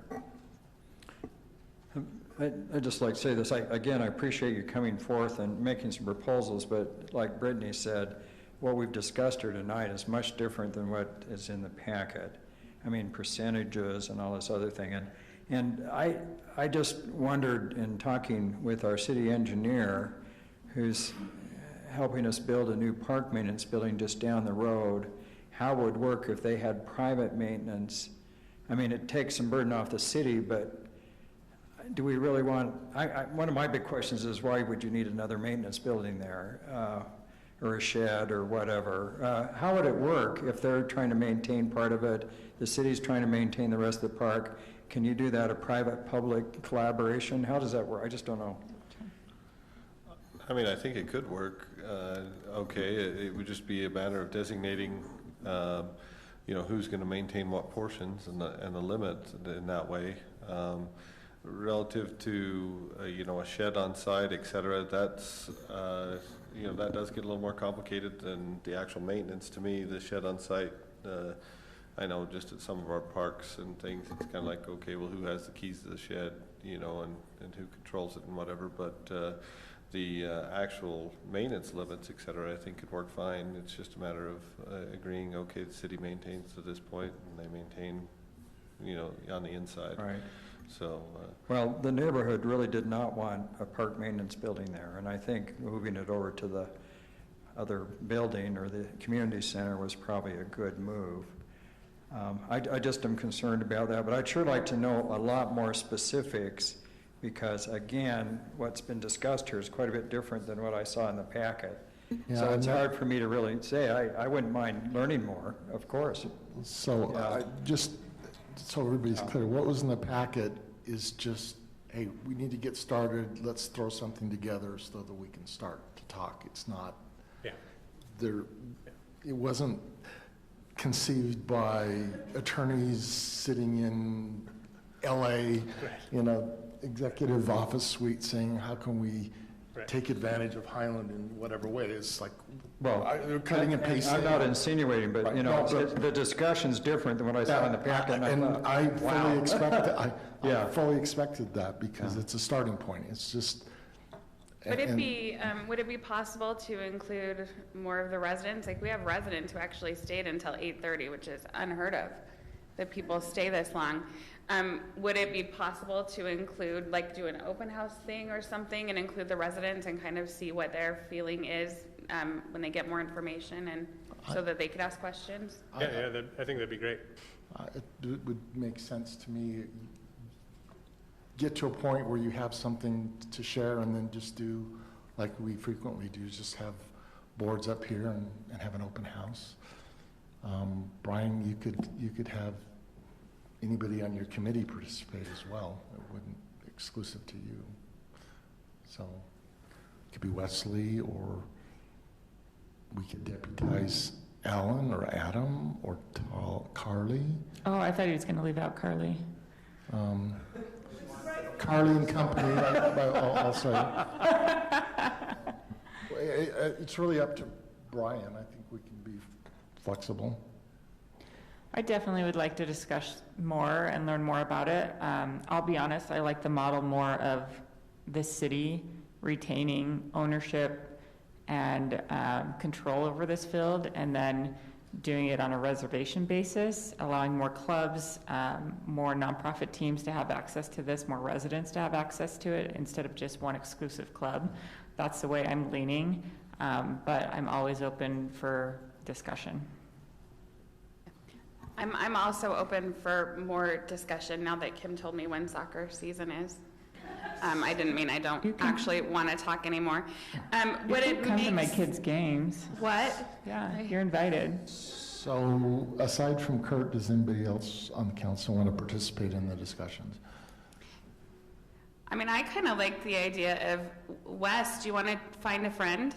Can we do that and have another resident included? So find a friend thing. Yeah, choose a friend next to you and invite them to come to the meetings. Alan, are you still his friend? What you're saying, Britt, is let's have 2 council people work with Brian, maybe 2 residents that come from that area that's, that maybe kind of meet as we try to talk through this. Can I just ask you to give some direction on this in 2 areas? One is, the whole purpose of this is to cover the expense of the capital equipment that's going to be required to do it. If you choose to go with what you were suggesting, Kim, this doesn't exist. Yeah. So just shut it down and it's over. So the purpose is to get that land usable for something. So if the council feels that way, let's not waste time. Let's just move on to the next option. The second thing is, there's some flexibility that Blaine is showing here on how the fields are going to be used. There's a difference between 3 fields and 2 fields in how much money is going to be contributed. So how much of that area is going to be fulfilled right now versus later. If you feel like there's enough flexibility or potential flexibility, then we can talk about 3 fields, which means more money coming in toward it because they have more to use. If it's 2 fields, you as a council are going to have to come up with more money to be able to finish it, or just leave it in weeds or whatever. So I need some direction on those 2 of where you feel is a majority, because those are pretty critical to how this is being discussed and are going to change a lot of the ideas here, because there's some flexibility shown here. I don't know where it's going to go, so I don't want to put words in Blaine's mouth. If there's not enough flexibility, then it makes sense to have 2 fields and have one that allows anybody to do anything. If there's enough flexibility, it may make sense to have those costs covered and then still be able to do a lot of things that were not perceived as being able to be done, but probably could be done. Okay? But I need that direction as before we start going through this. So please talk amongst yourself if you want to make that statement now, or if you want to send some emails back and forth. But before we can really move forward, I need some clarity on that, or I don't feel like that we can really go anywhere in any discussion. So let me just ask council, just share your thoughts. There is some level of exclusivity that's going to be required to have them contribute to the creation of the fields. Is anybody of the mindset that all the fields need to be open to everyone and multiple clubs, in which case, like Brian said, there's no point to continuing beyond this? Yes, I am. So you're in favor of cutting it off? Yeah. Okay. So Kim, you're not interested in having any agreement where they'd have exclusivity? No, I would not want exclusivity. So my question, just to help me understand, the only concern, one reason why I would possibly lean is, I'm not sure if the next 5 years how we get the fields in. Does that make sense? I'm like, okay, 10 years down the road, do we have those fields? Do we have that money to get them in? Versus this might be a way to get them in I think that's the question, is I don't know where that money comes from even in 5 years to get it done. We just have 500,000. That was. Did we really get a commitment for 500,000? Oh, no, that's for my splash pad, huh? No, but did you commit to 500,000 to the park? So, discussing like what we would be willing to put into this park, yes. I mean, are you committing money, or are you saying you're going to go fundraise? I misunderstood.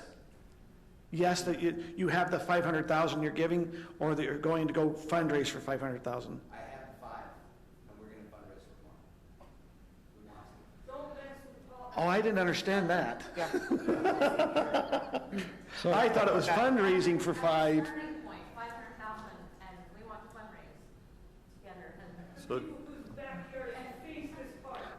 So just remember that even with all of this that's being put in by SURF, you still don't have enough for the park to finish. You're talking about all abilities piece that you don't even have half of the money that you're talking about needing. And there's also, Carly, my turn.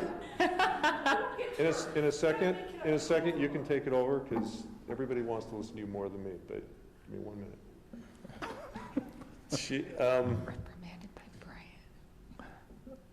Just remember that this is not enough, and you have to make that decision on what you want to do. So if this isn't a viable option, you know, if they're going to raise $2 million for fundraising, that's a great way to go. I don't know if they can do that. With his $500,000, that's more than what we were able to get on the pickleball in commitments up front. And so, but there's some strings tied to all of it, and he mentioned it. You know, I want some recognition for it in some ways. I don't think that that's going to be a problem. I don't think it should be a problem. I think anybody that donates that should have that. And I know there's others that would feel the same way. Brian, do you mind if I ask a little bit about the fundraising? You were involved in the pickleball, the 27 court fundraising, and there was a lot of group that were trying to get that because they wanted the competitive thing. How much money did you guys ever really get committed towards the park or the pickleball? That's a hard question because, is it Alan? Adam. Paul. Two first names, that doesn't work. You gotta choose which one you want, Paul or Adam. I mean, It's Paul Adams. I've got that written down, okay. 500,000. Yeah, I'm not gonna forget that one. Paul Adams said that he will do it and it's a commitment. We had lots of people who were saying, we will do it under these conditions. You have to meet this criteria before we'll do it, but yes, we're committing, you know, $100,000 under this condition. Well, we couldn't get those conditions, you know, and some of them were, as soon as you hit 200,000, we'll commit 100,000. Well, you know, it's contingent. And so we had 75,000 that was committed. And we had a lot more that was. You got about 27,000 that actually was paid in. Yes, we had 27 returned. And some of that was refunded. Yeah. Yeah. So do we have any estimates? Aaron, at one time we had estimates what it was going to cost for each of these fields. What's our estimate for the cost for just the 3 fields? I will look that up, Kurt. Is there some reason why all the staff are hoarse? I know, there must be a cold. laryngitis. Oh, speaking of the vandalism, I had to do an interview outside at Beacon Hills Park today. I'm going to blame it on that. Oh, that's probably that. So, and that's the question. That's the question I have, because the total cost of this park keeps varying. I mean, we have 2.5 million budgeted this year, 1.3, another 1.3 from the American Rescue Act or something similar to that, and a possibility of another 1.3 next year. So that's about $5 million, but we're talking about this park. Nathan, you've given me some figures in the past. Yeah. How much the total estimate it may cost? All 17 acres. So the current estimate that we just had updated is $7.964 million. So Surf has offered another 1.5 million, so we're up to about 6.5. So it seems like if people could fundraise, who knows? That 7.9 doesn't include upgrades to the all-inclusive playground. Okay. Can I ask a question, Mayor, to our audience? I would be interested to know. You can't ask the audience, I'm sorry. That's not. Okay, I'm going to ask you, and then Carly will yell. No, it's not an option. No, I guess I'm just curious to know, because we're talking about fundraising, I'm curious to know if a contract with Surf would change anybody's mind about fundraising, if it would impact their decision, if they thought there was going to be some kind of a commitment that way. So maybe they could email me with that answer later. I would just guess that it really would depend what the contract is, right? And we don't know what that is yet. So my personal recommendation would be, it would be worth pursuing one meeting, have somebody from your organization be there, and if it gets to a point, even at the first meeting, that now we're not going to get there, then we can pull the plug or not. But To me, my personal view, and I don't have a vote, is it's worth pursuing because it is going to be an expensive park, and we are going to need a lot of money that we don't have today to finish it. And 100% of nothing, what's better? 50% of something or 100% of nothing, right? That's just, I mean, that's generalization, but to me, it feels like there's flexibility here, and there's a possibility, not a guarantee, of something that will work for people. So I would think it would be worth the time to have a council member, at least one, Brian, plus any other resident that wants to sit in. And these are public meetings, so anybody can sit in, right? It's hard to negotiate in a room with 15 people, I'll just tell you that. And anybody of you that's been in business, you get a lot more done with 3 or 4 than you do with 12. So Mayor, are you wanting 1 or 2 council people maybe to be? You're volunteered. I haven't heard anybody else interested in participating. But if somebody is, I'd be more than happy to, or you should be more than happy to have whomever, male or female. Scott, do you want to? Well, Brittany? if I'm still around in 2 weeks. I would be at least around till January. Yeah. Okay. I think Scott would be great on it. I just, want somebody on there with positivity and. Well, and experience, and. I'm not the one for that, yeah. Yeah. I don't know when soccer is. Okay, so. Not Brittany, no. There's a ball. Well, and Brian, yeah.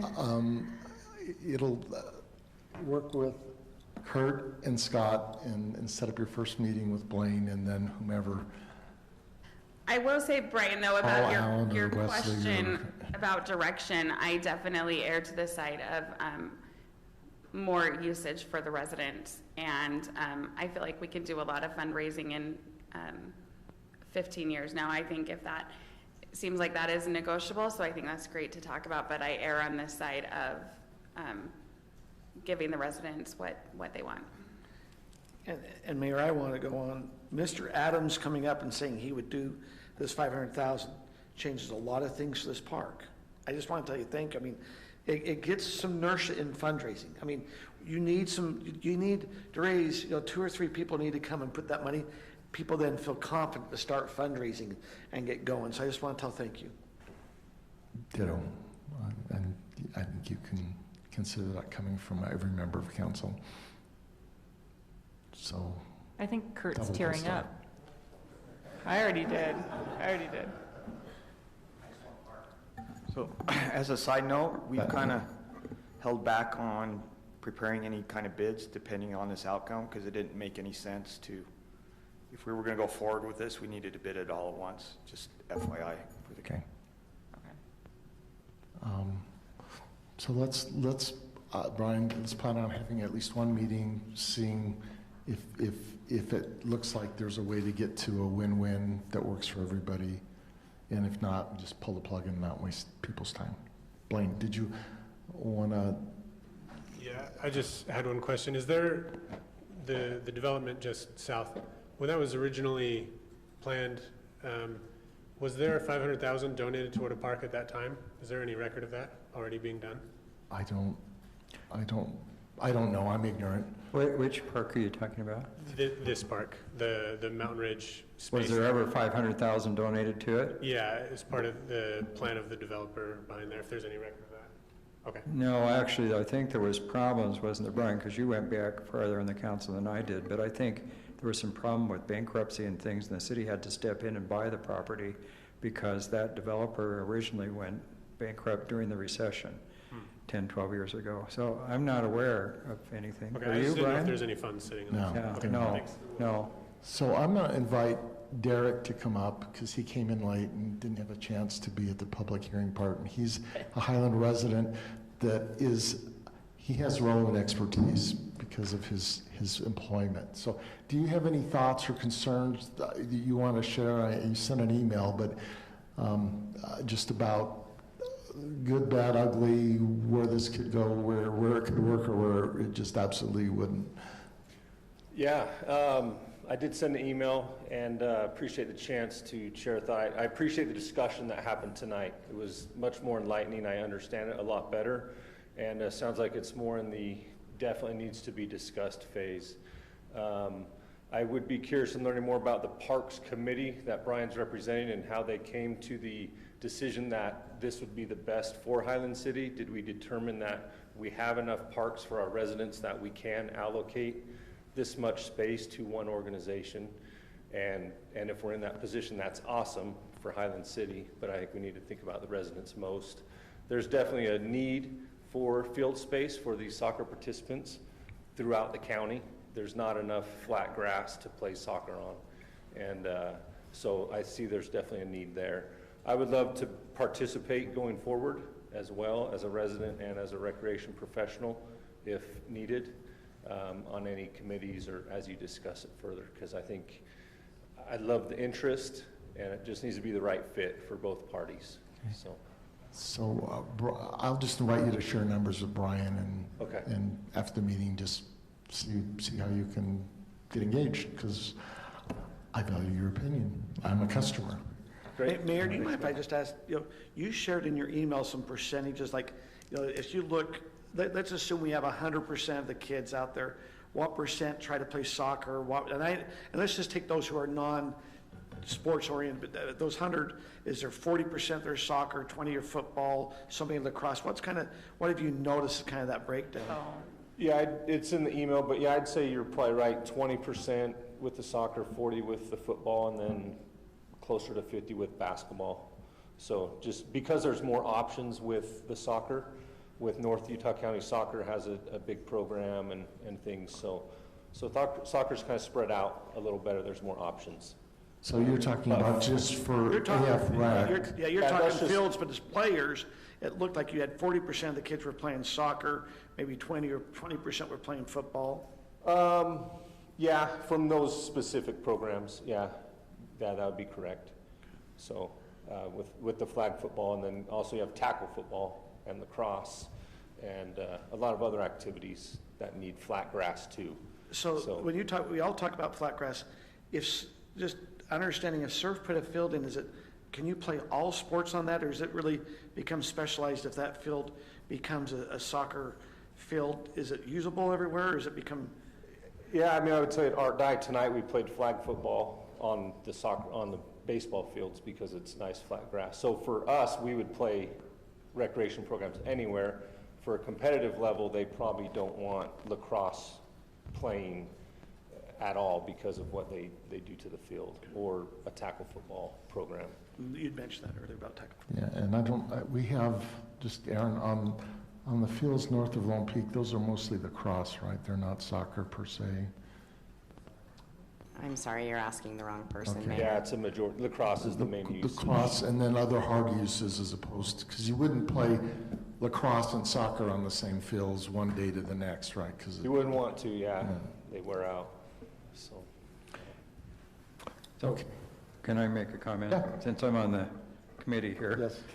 Ad hoc. Kind of by default.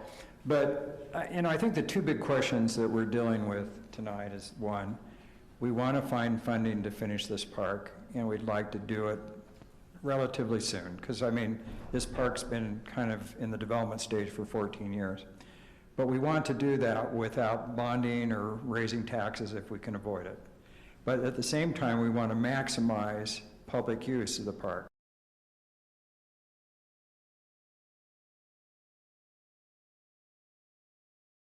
Get input and things, because it sounds like there's a lot of flexibility here. And so hopefully we can find a compromise here, because I want maximum public use of the park, of course, but we need to find a way to fund the park, because right now we've got maximum use of a 17-acre dirt field. And so we just have to kind of figure out the balance here, because I think we got to find at least a couple million more dollars somehow to do this. Yeah. Okay. I think the All Abilities Playground in those aspects can quickly get a lot of synergy and fundraising to make that happen. And I hope that's true. Well, we got a good way there today. Thank you, Derek. Sure. Thanks. Can I ask the gentleman from, sir, remind me what your name is? Blaine. Blaine. Where are you practicing now, or do you just have teams that don't have a place to practice, or what are you using currently to fill this need? Mitchell Hollow, Heritage Park, Mountain Ridge Junior High. Beacon Hill on occasion. The fields next to Lone Peak, just north of there. Not the lacrosse ones, but the soccer ones. There's 2 there. So it would take a lot of pressure off of all the other places. Right. So we currently have 11 soccer fields, if I understand correctly, and this will add to 14.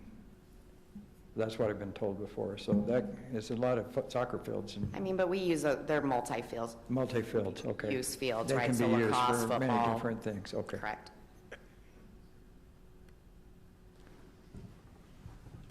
Okay, have we, yeah. When someone utilizes a field, either through reservation or exclusivity, do they sign a waiver of liability agreement? Yes, they do. If they go through the reservation process, they do. Would that apply also to an exclusive agreement? I'm, I could let the attorney answer that, but I'm sure that we would recommend that absolutely to protect the city. Is that correct, Rob? Okay. Okay. We would have it in there, it's, we're not to that point yet, so, but. It would be, okay. It would be, yes. All right. All right. Then I think absent something else, Tyler, you've got the hot seat. Thank you, residents. I do appreciate all your input, and thank you for your kindness and generosity. You can stay if you want. It's always entertaining.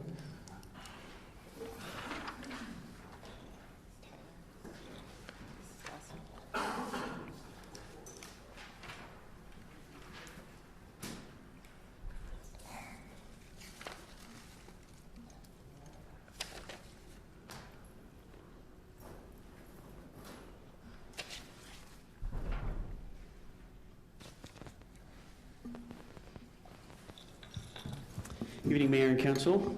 I appreciate this opportunity to speak with you.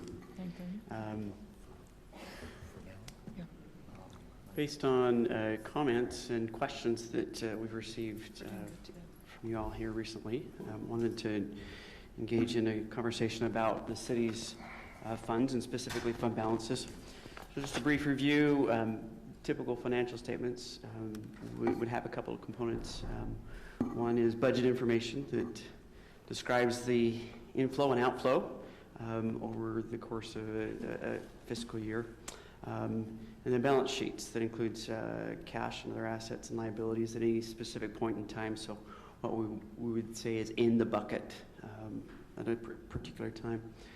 So budget information there, inflow and outflow is not necessarily our focus tonight, but what's in the bucket.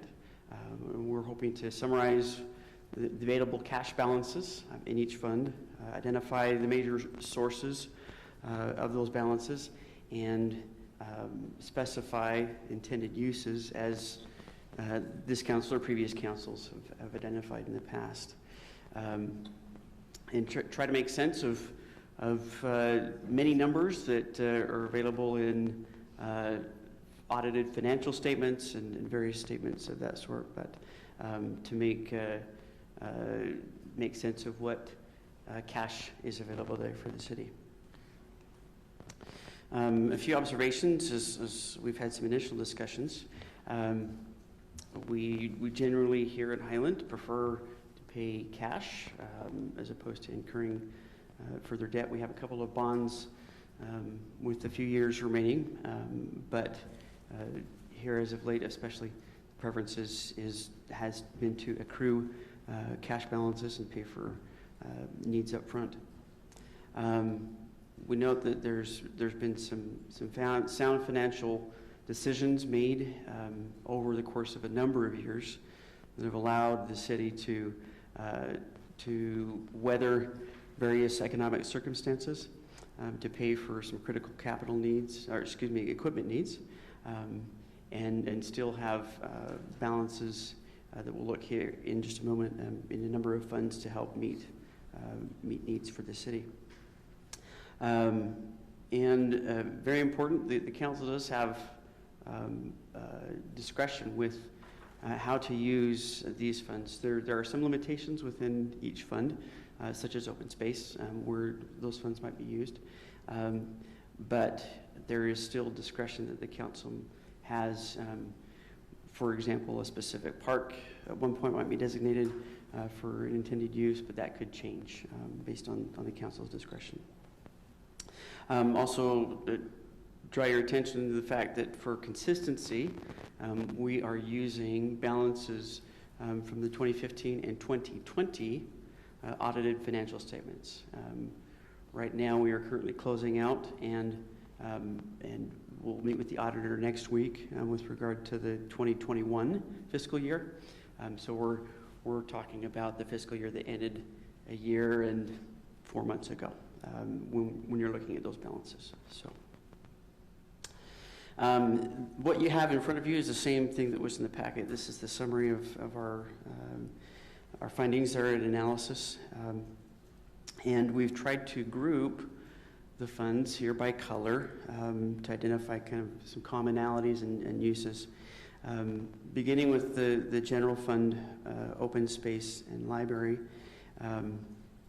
Their general fund, you're familiar with the state's allowance for the city to have balances of up to what was 25%, now 35% of our annual revenues.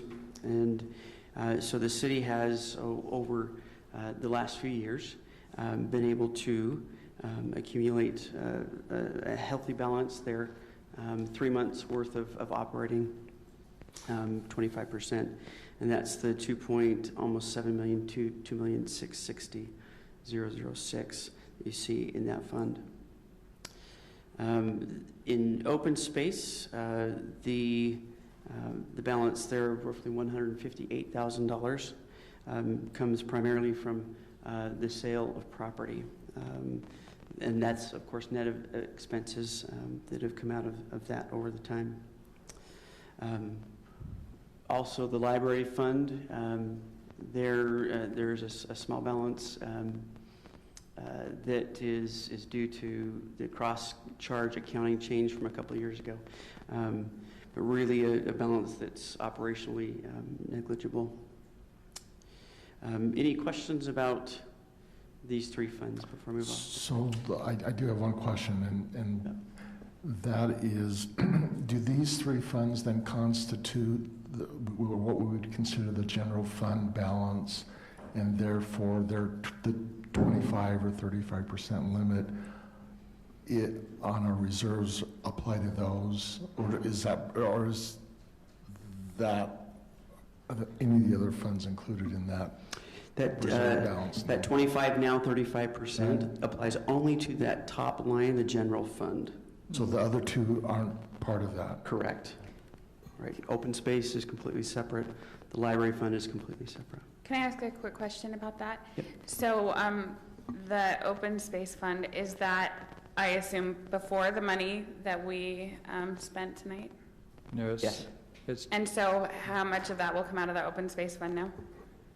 Well, but this fund is June of 2020, so Correct. we're a year beyond that, so it's different now.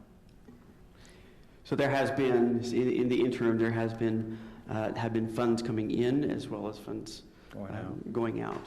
Yeah, I guess I'm just asking because that was a significant expenditure tonight, right? Was it 15,000 that come out of it? It's only 15, that's what I'm asking. How much of that is coming out of the open space fund that has not already been accounted for? So the 15,000 that was discussed tonight is not included in But the this. other is because it was before the 2020. Right. Got it. The 142, does that include Canterbury Circles? So this on June 30th, 2020 already had the Canterbury Circle redo of the whole thing. So that 157 should really be in there, plus money paid for sales coming in, correct?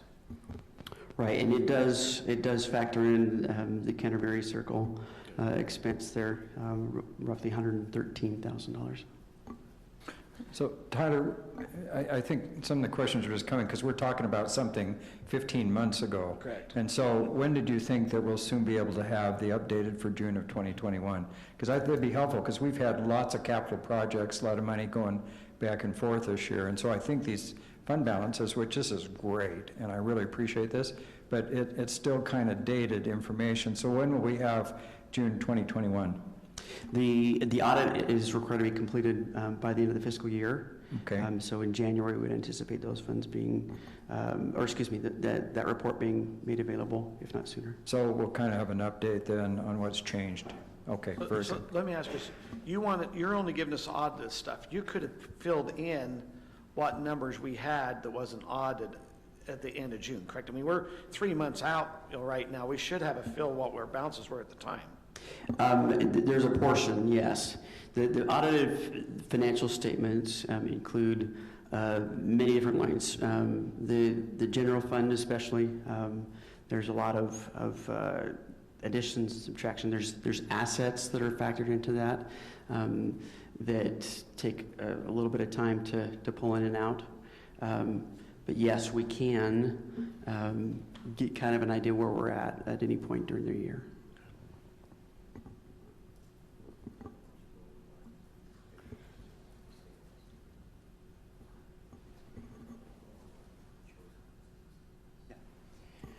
And to that point, we focused on the figures reported in the audited statements because they are constantly changing. Any given month, there's going to be inflow and outflow. There's going to be receivables and payables that are going to factor into that. So doing this type of analysis, if we did that on a monthly basis, that'd keep me pretty busy. So that's why we wanted to focus on a specific point in time, being the audited statements. Great questions. Hey, Tyler, on that capital improvement fund, so as of June 2020, there's about 3.4 in there, and we had 1.9 dedicated for the Mountain Ridge Park. Is the rest going towards the bond payment in that fund? So the bond payment, we have forecasted through the utility rates, primarily the impact fee study. Okay. We have forecasted that the impact fees received through the end of the bond will cover that. Okay, so it's not coming out of that account then? We're holding in contingency that it's approximately 1.5 to make sure that if impact fees don't come in exactly, if development slows down in the next couple of years, that the general fund won't take a hit to pay for that bond payment.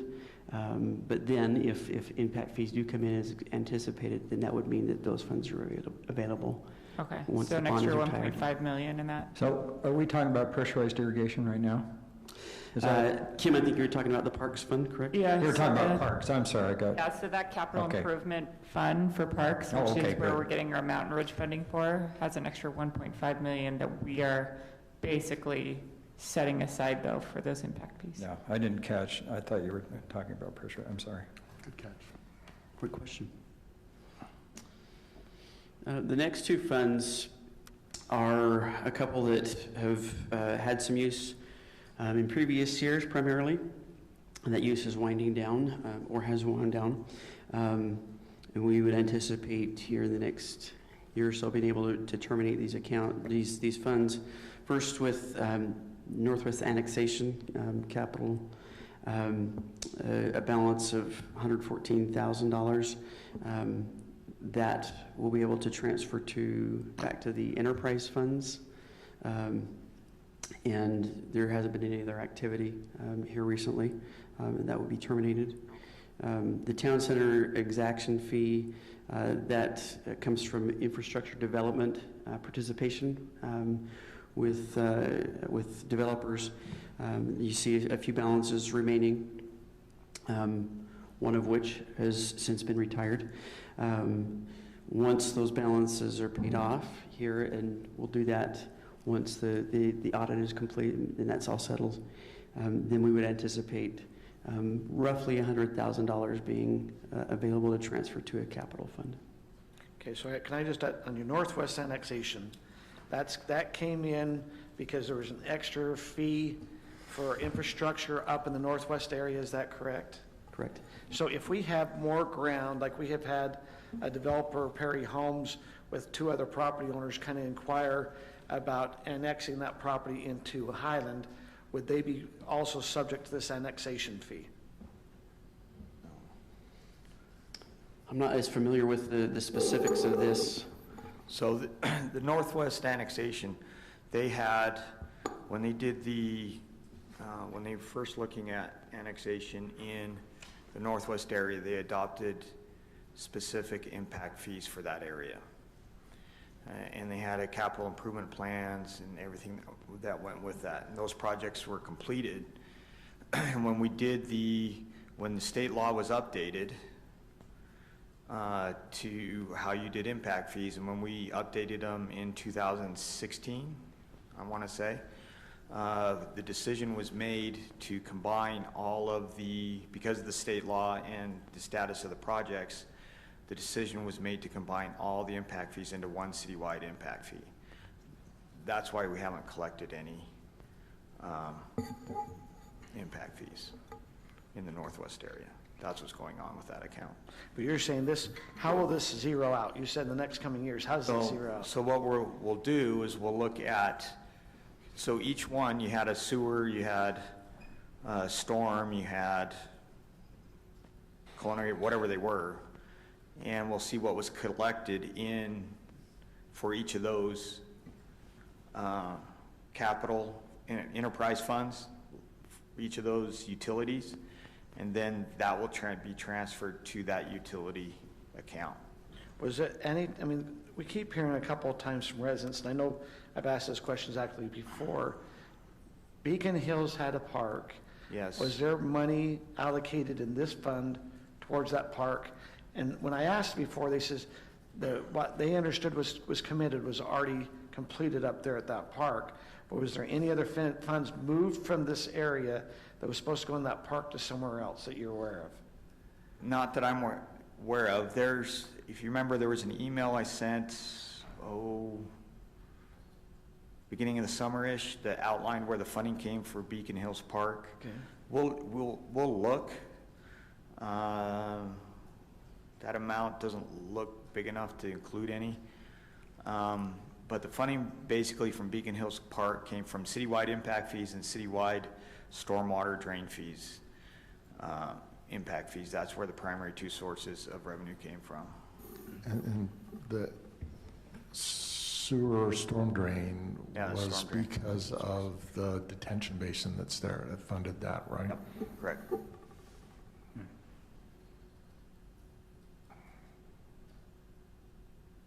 Great.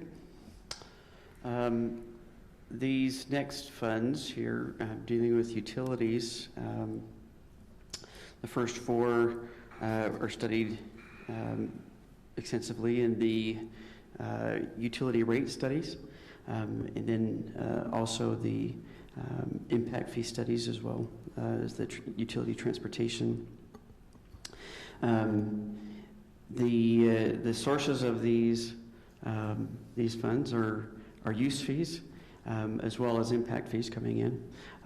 And those funds are used for capital projects, maintenance, and expenses as identified in 5 and longer term plans within the utility rate and impact fee studies.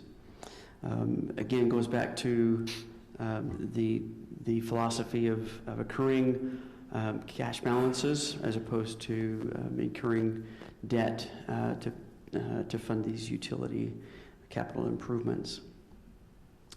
With regard to the utility transportation fund, that's specifically for road maintenance and reconstruction of existing facilities only. We'll make a distinction between that and then what you see below with the road project is capital improvement fund. And again, that almost $2 million represents a balance that we accrue, and then that pays for the activity out of that fund for the following year. So to make sure that we're paying for that with cash. Any questions about these funds here? So on the bonding, the pressurized irrigation part of the combined bond is now paid. Is that correct? As of September, yes. As of September, so the pressurized irrigation bond part is paid off. That's correct. So that's kind of cool. Yeah. So we have 5.3 million left, I think, something like that. So one other thing, Nathan, the utility transportation, most of that's for the Canal Boulevard improvement, and okay, that is, what's that for then? Oh, that's, sorry. That's our road fee. Got it, okay. Duh. Yeah, you put that together. Yeah, my bad. No, but the fee worked out great. Yeah. Okay, yeah. So that means this year's work is funded, but that's not this year's balance, that's last year's balance. So And we collect for the, right, for the coming year's work. Yeah. And we're spending it as we're not going to have a problem spending it. Nope. It goes quick. Especially the current construction economy, that's for sure. Yeah. These next funds here in gray, very exciting. Not a whole lot going on there of note. There are either pass-through or restricted funds. There as they stand currently. The cemetery perpetual fund, smaller balance there because we are paying off the land purchase to the general fund. So you can see a notation of a couple of transfers that occurred in recent years. Ultimately, the intent is that fund will have a balance from which interest will fund the operation and maintenance of the cemetery. Debt service, again, a pass-through account. That's where payments from other funds are transferred to, and then we make payments for the bond payments a couple times a year. IT service, internal service fund, it was set up here to accrue balances so that we're not taking a hit to any one fund all at once. So we're trying to accrue balances to replace PCs when they have to be, to make sure that cybersecurity compliance is up to date. So that balance we would expect to increase. The final line there on the gray section, bonds, or sometimes referred to on our financial statements as Fund 70, represents performance guarantees from developers. So every part of that balance, if those facilities perform as they're supposed to, sidewalks don't fail, and other examples there, those balances would go back to the property owners or the developers. So that's a fund that's basically restricted in its entirety. I mean, that doesn't have anything to do with our bond payments on the buildings and the parks. Correct. Right. Yep, great question. Yep, that's debt service as opposed to... Right. Yep. So here with regard to the blue accounts, these are capital funds. And as we were preparing this information, where we thought a lot of the questions might be answered as to transfers or whatnot being made. So with regard to the parks fund that Kim alluded to, there was a balance of roughly 3.5. And you see a couple of the sources, Spring Creek, Dry Creek, and then some of the intended uses. Hopefully, we'll be able to make use of fund balance there once the bonds are paid off here relatively soon. Capital improvement, I think this is where the mayor was going. Yes, I was just ahead of the game. Right. There you go. Trying to recover.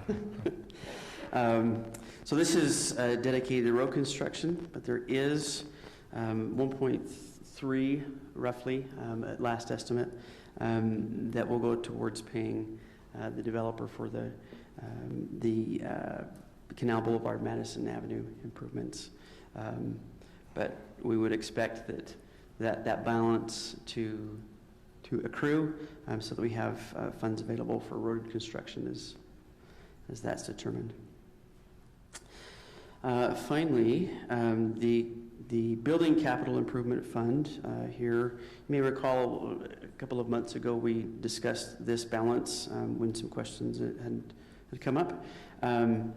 The sources here are $300,000 from WPI, and then transfers from the general fund in fiscal years 18, 19, and 20. And those were made possible where the limit was 25% in the general fund. Transfers had to be made and were authorized by resolution from the council at the time budget was authorized. And so those transfers were made once the audits were concluded to keep within compliance on the general fund. The intended use of these funds, as we've discussed, has been mentioned, the Parks building, but other capital needs that the council would see fit to designate that fund to could change the allocation of those funds at a future date. So. I just want to say I really appreciate it being organized and clear for us, and it'll be interesting to see how this changes from year to year. So when I was kind of looking at all the finances a little more closely, and we were communicating quite a bit, it seems like, and maybe Spencer can kind of chip in here, but this year, if you count all of our budget expenditures and what we've got going out on capital projects, I think when I tried to get you to total it up, it came pretty close to $29 million or something that's being spent this year. And I bet there's some of that stuff will cost even more with all the cost of things now. So that's kind of interesting to me to kind of, and I'm hopeful as we have this to look at and then our budget presentation that we can continue to kind of clarify, because I kind of like to think in total sometimes and say, hey, the city's spending $29 million this year for all these capital projects, plus the general fund budget, plus the library and the roads and all these other things. It's helpful for me to think about it because it's kind of fun to compare to other cities. Mm-hmm. I mean, from what I can tell, American Fork's spending $108 million this year, and they're 1.5 times the size we are. So sometimes it's kind of fun to compare because I think as a small city, we're very efficiently run. And a lot of it has to do with a good staff, that we have a great staff. And so I appreciate your doing this because this clarification hasn't been available in the past as well presented. Appreciate that. There certainly is a lot that goes in and out of the financial statements. I've chuckled with our auditor on a number of occasions. One of the components, a big component, is pipes in the ground. Right? So that's an asset that's on our financial statements. Yet, if you're to say what's the value of pipes in the ground to anybody else, nobody's going to be buying it. Right. So really wanting to get down to what liquid funds do we have available. That's where we thought that the discussion really needed to go tonight.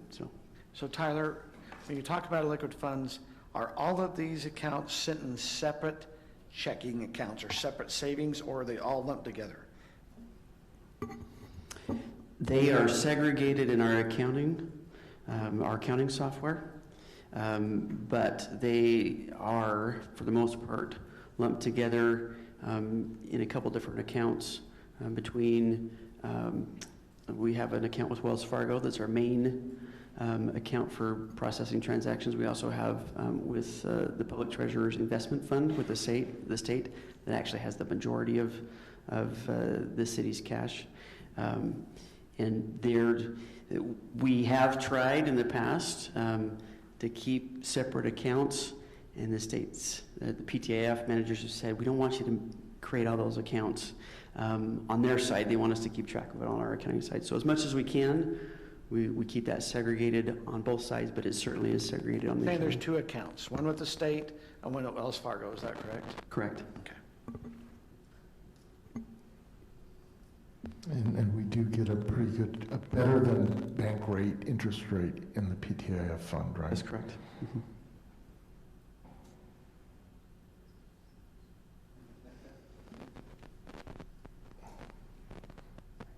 Any other questions or comments?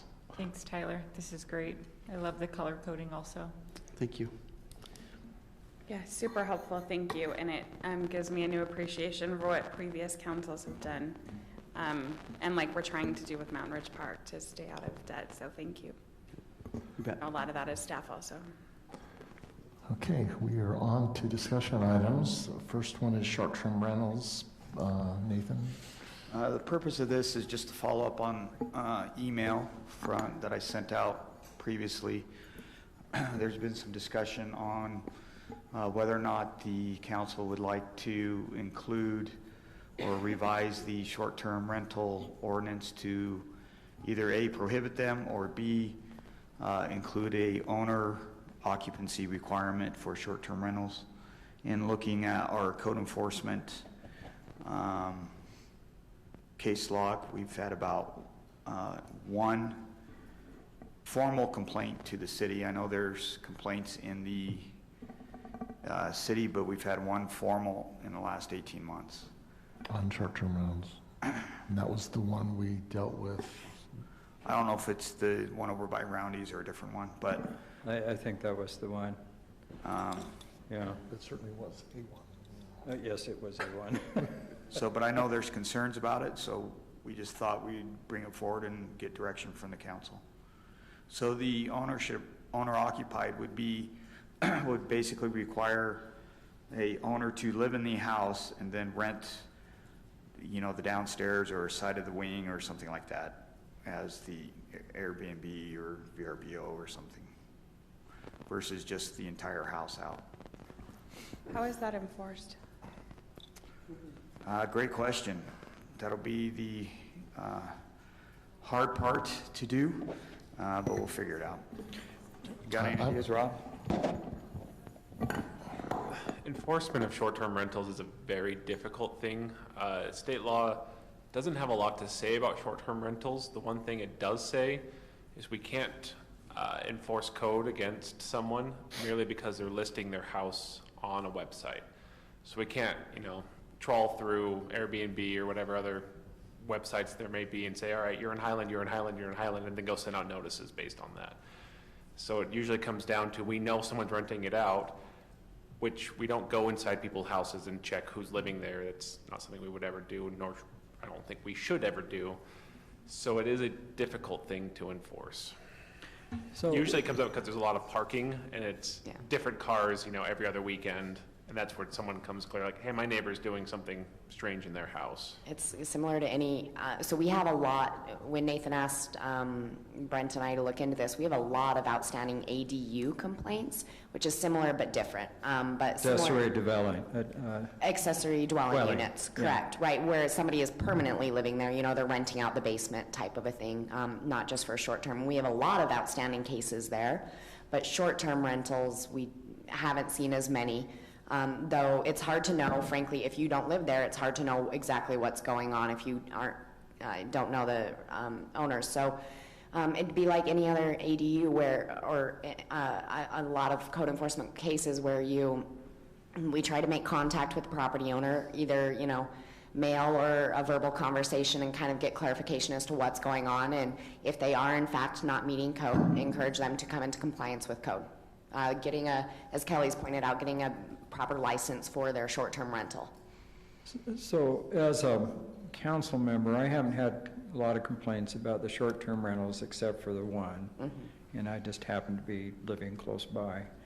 But I do hear a lot of complaints about the accessory dwelling, but the complaint has been is that people come in and buy the house and rent both the main residence and the accessory apartment. And our code says, as I understand, that it needs to be owner occupied. But I was talking to Mr. Wallace about that. That's a really hard thing to enforce too, because how do you prove, I mean, it's a little hard to do that. And that's where I get the complaints, is where people are renting both the main residence and the accessory dwelling. It is So hard. let me ask Rob a question, and I think I know the answer. We could look up their tax records and see if it's listed as a primary occupancy, whether or not they're getting the discount on the tax rate. And if they're not the primary occupant and it's being rented, it's still okay to rent it for one. You just don't know if they're renting it for two. That's the problem, so we're renting it for more than one. Potentially, that's an option, but what someone reports is it's hard for us to know that, oh, they've kept their property records up to date, exception, and it's like, someone will take out a loan for a primary residence, and there's, requirements supposed to live in there for a certain amount of time, and people don't, but Those records, it's garbage in, garbage out. we could look at them and say, hey, that might be an indication. I would not say that's enough for us to go and say, it's clear you're renting that out, because maybe their records aren't up to date, or it's changed recently. I mean, that's evidence. Yes. But a lot of things are complaint driven, so that narrows it down quite a bit. I mean, you could investigate the complaints more, I would think, but It's I don't. true. I'm And not that could be doing it, useful evidence. If you have the neighbor nearby who knows, hey, my neighbor owns this car, but every weekend it's different. So it seems like something is going on there. I haven't seen them around for, 6 months. That's the way you could go about. So my understanding on our, if you want to say Airbnb or short-term, don't we have a minimum they have to rent at least 2 nights? Is that I think that's how we try to handle it when it very first came up. It's not the 30 days, but they have to rent at least a minimum of 2 nights.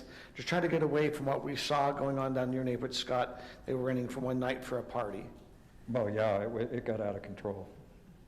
I mean, they had busloads of people come in. That was kind of crazy. So Yeah. I mean, I'd love to say no Airbnbs, but then I'm going, I just rented an Airbnb up in Oregon, I was in it 2 nights ago. So I'm just going, it's kind of hard to say, well, let's don't do it in Highland, but hey, when I travel, I want to have that.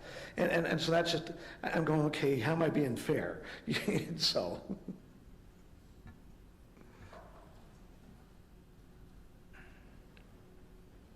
Just to reiterate what Nathan said earlier, this is for just a discussion. If there's not a problem, we can leave it as is. If you think you want to ban it, or if you want to add that owner occupancy restriction, just thought we'd check in on this one.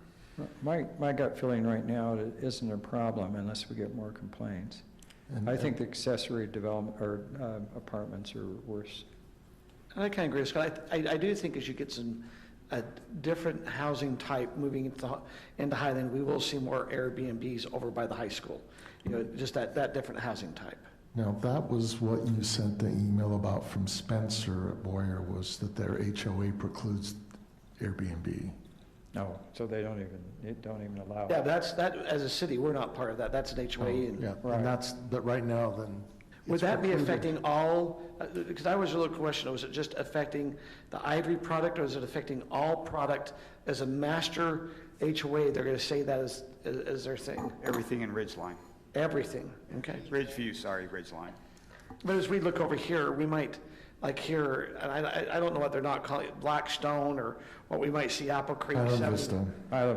Highland Vista, or what's Apple Creek now called? 10700. 10700. No, it's 170. But those could turn in more to an Airbnb type with someone buying it, so I just. Do you know do other cities have an owner-occupied clause? It seems like a thing that's much easier to address before it's a problem than after it's already a problem. I know a lot of different cities handle it differently. I was just when Kurt mentioned traveling, going to Airbnb, I also represent Camas, and they don't allow short-term rentals, but my family stayed there over a weekend and thoroughly enjoyed it, and I passed that along to the city council. Most cities I've seen lean in favor of allowing it because prohibiting it entirely is very difficult, but they try to say it's easier to have someone say there's a legal way of doing something rather than just trying to stop it altogether. Owner occupancy, they often go hand in hand with the accessory dwelling unit, where we'll allow you to have this, and now the state requires us to allow you to have this, but you have to live there, is Right. the trend I think I've seen with my cities. Well, and I've looked into Pleasant Grove a little bit because I own my grandparents' home over there. And they have kind of a dual thing. If you have a bed and breakfast, it has to be owner occupied. But you can have an Airbnb that's not owner occupied or short-term rental. So, I mean, sometimes you have a dual thing.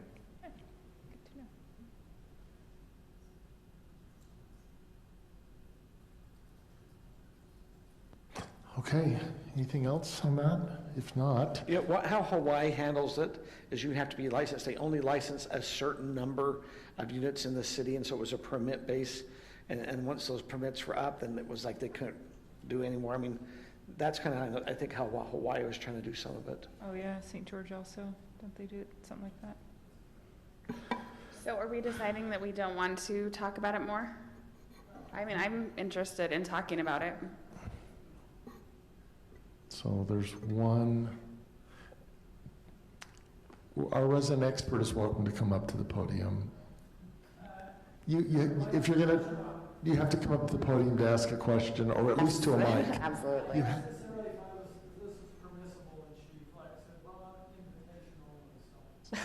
So I consider yourself invited. Well, because you're an expert witness there. Very, very expert. Is this okay here? On the one hand, the state is the engine on the accessory dwelling units. And so basically we have to follow their rules. And it is very hard, and I've talked to our chief, and you can't go in backyards and ask down in the backyard if you're renting that unit. So basically it's a trust method. I think that the Airbnb and short-term rental is kind of a different animal, because if you don't have to live there, it becomes basically a business in a residential area. And I mean, it is a business. You have to apply for a business license. So I don't care in general for the phrase, not in my backyard, because we all like difficult things, but we want it in somebody else's backyard. But consider if this is the house next to you, if you want that to be owner occupied, or if it doesn't matter, you can have up to like potentially 12 people in a house sharing rooms. They can be two in a room. So just ask yourself before you make a decision, and I'd be interested in sending out maybe an email to everyone on the things that I've discovered. I won't take up any more time here. But would you want this to be on your street or your next door neighbor and have it be kind of wide open? So that'd be, I think, the question to ask yourselves. But it is very difficult, if almost near impossible, to enforce without trespassing and putting people in danger and all kinds of things. But Airbnbs you can enforce, right? Because isn't there the tax assessment so that you can look up those records to look at who's basically doing an Airbnb? You can look up the nights, how much they're getting, because doesn't the city get a portion of that from Airbnbs tax? Or they should be. But that means that they're you can identify them, but then you can't really control them that much. Because all you got to do is stay in there 2 nights. And then you can have what happened in Mr. Smith's neighborhood, and you have parties there. So you can identify them, but can you control them? I guess, so if we're looking at making it owner occupied, then there is a way to enforce that Airbnb, because there is a way to track it and make sure that that isn't owner occupied, right? And they've got to then know what's going on their property, and they're going to be more restrictive. It's just like a rental. If it's a rental people don't care when they're in the rental property as much as if they own it, and they won't take care of it as much. Absolutely. So, I won't take up any more of your time. Thank you. Yeah. And just me personally, I'm friendly to the idea of having owner occupied. Even if it's hard to enforce, at least it's possible if a problem comes up, we could do the enforcement. So I agree with you, Mayor, on that one, just because the type of people that you're going to be renting out your place with an Airbnb while living there, I think you're going to be a lot more likely to vet the type of people that are going to stay there and make sure that they're, safe. And so not just for you, but also for your neighborhood as well. So I'm amenable to that. Me too. So it sounds like there's enough interest. We'll draft code something to have council look at it. Okay. Cern. Now the best part, Christmas. I was going to say, this is the most fun part of the discussion. Okay. I could have worn my Christmas light necklace. Your Santa hat. Santa hat. I heard the Chiefs were caroling. You know, while I am an anti-Christmas light before Thanksgiving person, I am supportive of Christmas music all year long. So Unlike points for that, other right? people in staff. Who sit next to me. Okay, so Mayor and Council, to give you a reminder as to, kind of what we did last year with Christmas lights. So we contracted with Utah Light Co. to, we had some leftover money from Fling and the other events that we either didn't do or did in a much different way because of COVID restrictions. And so we put that money towards Christmas lights in Heritage Park. So it was $8,300. And that included the cost to buy the lights the first year, so it's about double the cost of what it will be in the subsequent years until our lights fail and we have to buy new ones again. But so for this year's current budget, the council did approve $4,500 in addition to do Christmas light installation so that we could keep this tradition going. So our company is working on installing lights very soon, actually, and we're planning a tree lighting ceremony the weekend before Thanksgiving. So before Thanksgiving. That's gonna be so good. Right? We heard the council, and we will do it before Thanksgiving. So this is a picture that our contractor sent us to remind us, okay, what did we do last year? What are we expecting this year? So the installation costs for this year are going to cost us $3,800, and all of the trees that have little circles on them are lit in various ways. Okay, I'm going to show you some pictures, and I'm sorry that they're blurry. They're stills from the video we did last year. By the way, nobody should let me do live videos anymore. It was horribly blurry, and I'm very sorry for anyone who watched it. But it was cold that night. It was cold. Maybe I was shaky. I don't know. I'm sorry. So kind of a reminder. So most of the trees are trunk wrapped, what we call. This one in the corner that I'll show you more later is a quote-unquote tree of life, meaning lots of lights on the tree. And so there's been interest from the council for, can we add some more lights, right? What does that look like? So some options include more trunk wraps. There's some pine trees that are right to the side of the trees that we've done that we could add, or more quote-unquote trees of life. So a reminder again, this is what trunk wraps look like. So about 20 feet up the tree, essentially, covered with lights, various colors. Pine trees. So these are the two pine trees that our contractor suggested we could wrap, depending on which one, if we want to do one or both, about $1,500 to $1,700 to do those trees. For one or both. This one must be bigger, essentially, so he gave us a slightly higher price. So if you wanted, each one will cost you about $1,500, essentially. So this one, the slightly smaller one, is $1,500. This one would be $1,700 to do. If we wanted to add more trees of life, so these are further south. The trees that kind of stand out next to the baseball field here. And these, they are a lot more expensive because of the labor involved. They have to rent lifts at that point and everything. So Around $3,000, depending on the tree, is what it would cost to add more trees of life, but about $3,000 per tree. So, oh yeah, a picture kind of to remind you. So tree of life, I'm sorry, again, bad picture, but not only a trunk wrap, but then it extends out into multiple branches to kind of give a really big, glowing, impressive look. So what does this cost if council does want to pursue it? So trunk wraps are only about $200 per tree.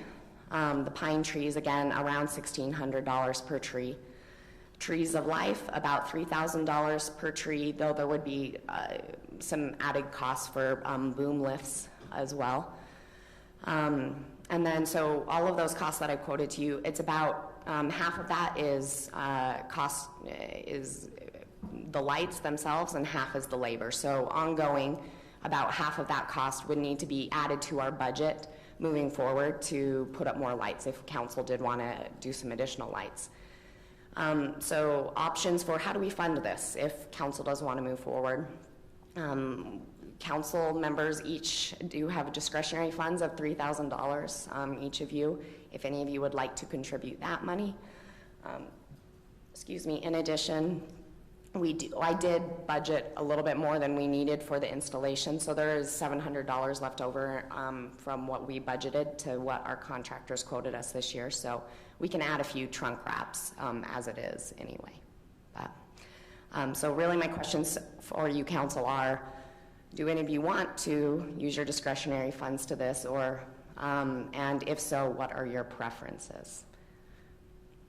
And if you don't have an answer for me tonight, you can send me an email later, but the sooner the better, just because our contractor is getting ready to Aaron, install. I understand, I've already committed my discretionary funds to go over to the community center for the carpet and things of that nature, right? Right. You and Councilmember Smith both We mentioned both that, committed our discretionary funds, but which I am working on getting bids on that, so thank you. I love the lights, so, and I think I got a lot of positive comments. I think people liked it, especially because we've been dealing with the stress of the pandemic. Yeah. And I think it's a positive thing because there's been so many negative things.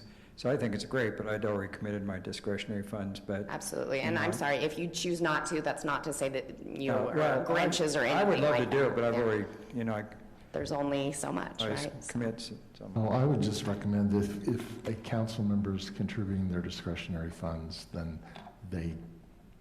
it's their decision on. Yeah, on what they want to do with them, so. Yes, I have planned on my $3,000 to go to Christmas lights. Do you have a preference? Would you like Tree of Life? Do you like the pine trees? What would And you they like? do a picture of my face. I was going in to say, can you Christmas spell out lights. her name in Christmas I lights? spell my name. Could. Aaron, how sophisticated are these guys installing lights? Do you know the company at all? Is it the same company? It was sponsored? recommended by, my husband is in the business and he recommended them. Because there might be some augmentations of some things that I might be able to share that might be able to, like some singing reindeer, but they'd have to get up inside the trees, get my wiring and the computer out of the ground. I'm saying, but they'd have to understand how to do some things. Wow. No, have you been to Kurt's house? I have not. Have not been? I went to Kurt's house missing before I out. even knew Kurt. Yeah, but We've been going to his house every There's some year. things we could, if we want to try to put little touches Jazz. on this. Yeah, a little pizzazz, where they're going, it's different than maybe some other cities. Yeah, no, I would be happy to have you Only work if with you them. don't care to see your reindeer again. What? Only if you don't care to see your I reindeer understand again. that, that's why we There's got a to get them potential. out there. They're all, I mean, they're heavy duty, but just some things. So. Do you have a Y? Don't you have a BYU Y? Okay, that would get stolen. I'm not Let's putting not put here. that out. I got to keep that for the games. But I've got some things we might be able to augment. They've stolen the baby out of the manger before, so. They would not steal baby Jesus. Did, out of the mortuary one in Lehigh. Oh, Yeah. Aaron, I would like to participate in the tree funding, but can I get back to you later as to how much? Because I had another project I was trying to convince Scott Hart to work with me on. Who? Me? Scott Oh, Hart. John. Scott Hart. Oh, okay. John. I call him John in this count, yeah, so to distinguish between the two. I'm so confused. Can we get a nickname or something? I mean, JS. JS. Video guy. Okay, UH. Utah's Highland. So, Councilmember Rodella, do you have a preference as to what you would like to see? Oh, call. Would you like some pine trees or some more trees of life? I'm going to go for Tree of Life. Okay. The answer is Tree of Life. I'll take that one for 3,000, please. Sold. Okay. So question, are those the only trees that could be tree of life, or is there another tree that is closer to where those other? So the reason he recommended a different tree is ultimately all of those, these trees have been quote-unquote assigned to these lights. I'm Right. sorry. Is there So- any tree available there that we didn't, or are all those trees used up? Sorry, my 'Cause it mouse seemed does like not me want to that there were participate. trees towards the, We could probably go towards the cabin, and I kind of That wondered cabin. that too. Yeah, I only say that'd be that awesome. because Whatever is more if it's in the visual. back, it kind of. Oh, yeah, makes it's got to sense. be visual. Well, and the concern, I think, if you put it in the back, so it's very visual from SR 92, right? Right. It's about 92. Alpine Highway. Alpine Highway, excuse me. It's very visual that way, and I think, you know, in some ways, I was thinking about that. Why did he pick those ones that are off to the side? Maybe it's because it's a big impact, I don't know. But I can talk to him about what's the best impact to do another tree of life. Yeah, and then after that, and if I'm we on the assume next I do some, then what would be the next best on top of that? If you're not committing all of yours, I would bet that the next best for us would be to do maybe a pine tree, see if we have funds to do that. It'd be a very Christmassy type of a thing, right? Oh, yeah. Just because I don't think we won't have another 3,000, right? If we're only committing some funds to do another tree of life. I'll let you know this week. Okay, perfect. Thank you, council members. I think that's everything. All right, the